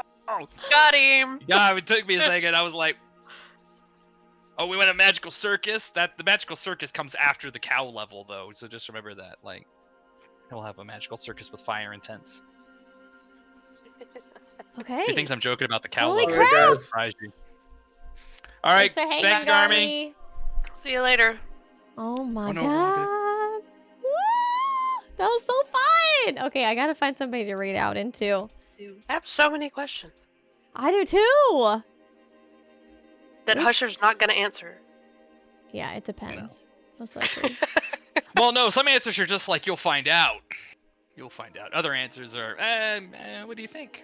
Like you just see Brea start putting the harpy feathers in her hair. It's like an eagle, but like leathery and grosser. Like, dude, I kind of like that look. Maybe I can find some real feathers one day. Possible. Okay. Awesome. Well, I guess I'm gonna end the stream there. Thank you guys for doing this, and I'll talk to you in the server in the Discord. Absolutely. Oh my god, that was so fun. Oh Super my god. special thanks to Husher for putting this awesome plan together and the story. And also super special thanks to all of the rest of you, Silent, Mother Trekker, and Garmy, or Dr. Overdose, even though you're not here, for friggin' doing this with me. I love it. Thank you Um, for having us. Hell yeah. All right. Bye. I'm Yeah. gonna go to a different screen. Say bye. Bye. Bye. Okay. Okay, you guys. Let me mute myself.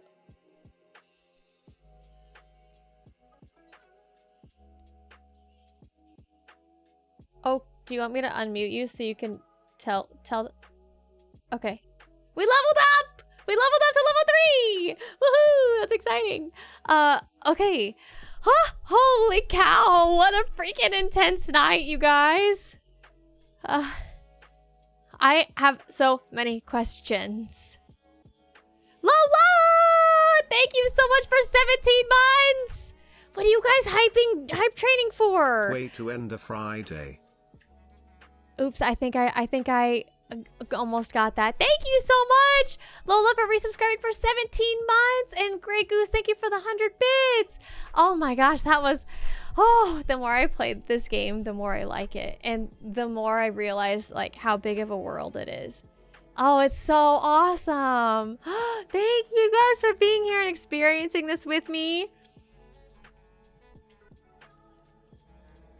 Okay, let me look at this person. They got lots of people, that's just totally fine, most likely. Yeah, that sounds good. Thank you for the suggestion, Redial. I appreciate it. You guys, this was so much fun. Oh my god. Thank you for being here with me. Let's go ahead and there we go. Okay. Oh, wow. This was so fun, you guys. I can't believe my brain is still like so much potential. Okay, let's go ahead and raid out. If you guys would like to be part of the raid, go ahead and copy the first raid call if you're a subscriber and the bottom one if you're not a subscriber. I'm not exactly sure who these people are that we are going to be raiding into. But there's some fancy artwork on the screen and they all look nice. So let's give it a try. I'm really late to the party. Hope you guys had a good session. It was so much fun, Lola. It was so much fun. And if any of you missed anything that's going on, we will be updating the quest log at some point, and going from there. And then I can't believe we leveled up again. I'm so excited about it. We're level 3 now. Oh my god. Oh. Okay, I gotta go. You guys have a fantastic weekend, okay? We're gonna raid out now. And I just want to say big thank you guys to everybody who is here for doing this journey with me and all of the rest of us. And have a great weekend, okay? We are raiding out, so don't leave quite yet. Okay, we're raiding out. Level 3 and tripping balls. Something like that, I guess, yeah. Oh my god, have a good weekend, okay? No, Form, it's all good. I can do some too. Don't worry about it, okay? It's all good. We will get there when we get there. Big thank you to all of you for being here. Thank you guys earlier for that insanely bonkers hype train. I really appreciate all of you for supporting me through all of this. Yeah, Lord, we do D&D every Friday at 5 p.m. Everyone who contributed to this number, thank you so much. Being a full-time streamer, it all goes back into keeping me here, so thank you. I hope you guys have a great rest of your weekend. Actually, unless it's just starting now, have a good weekend. Until I see you again Monday, we will be continuing Grounded.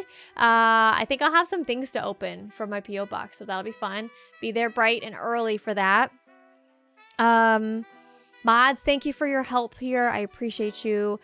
Spuds that are new, welcome in.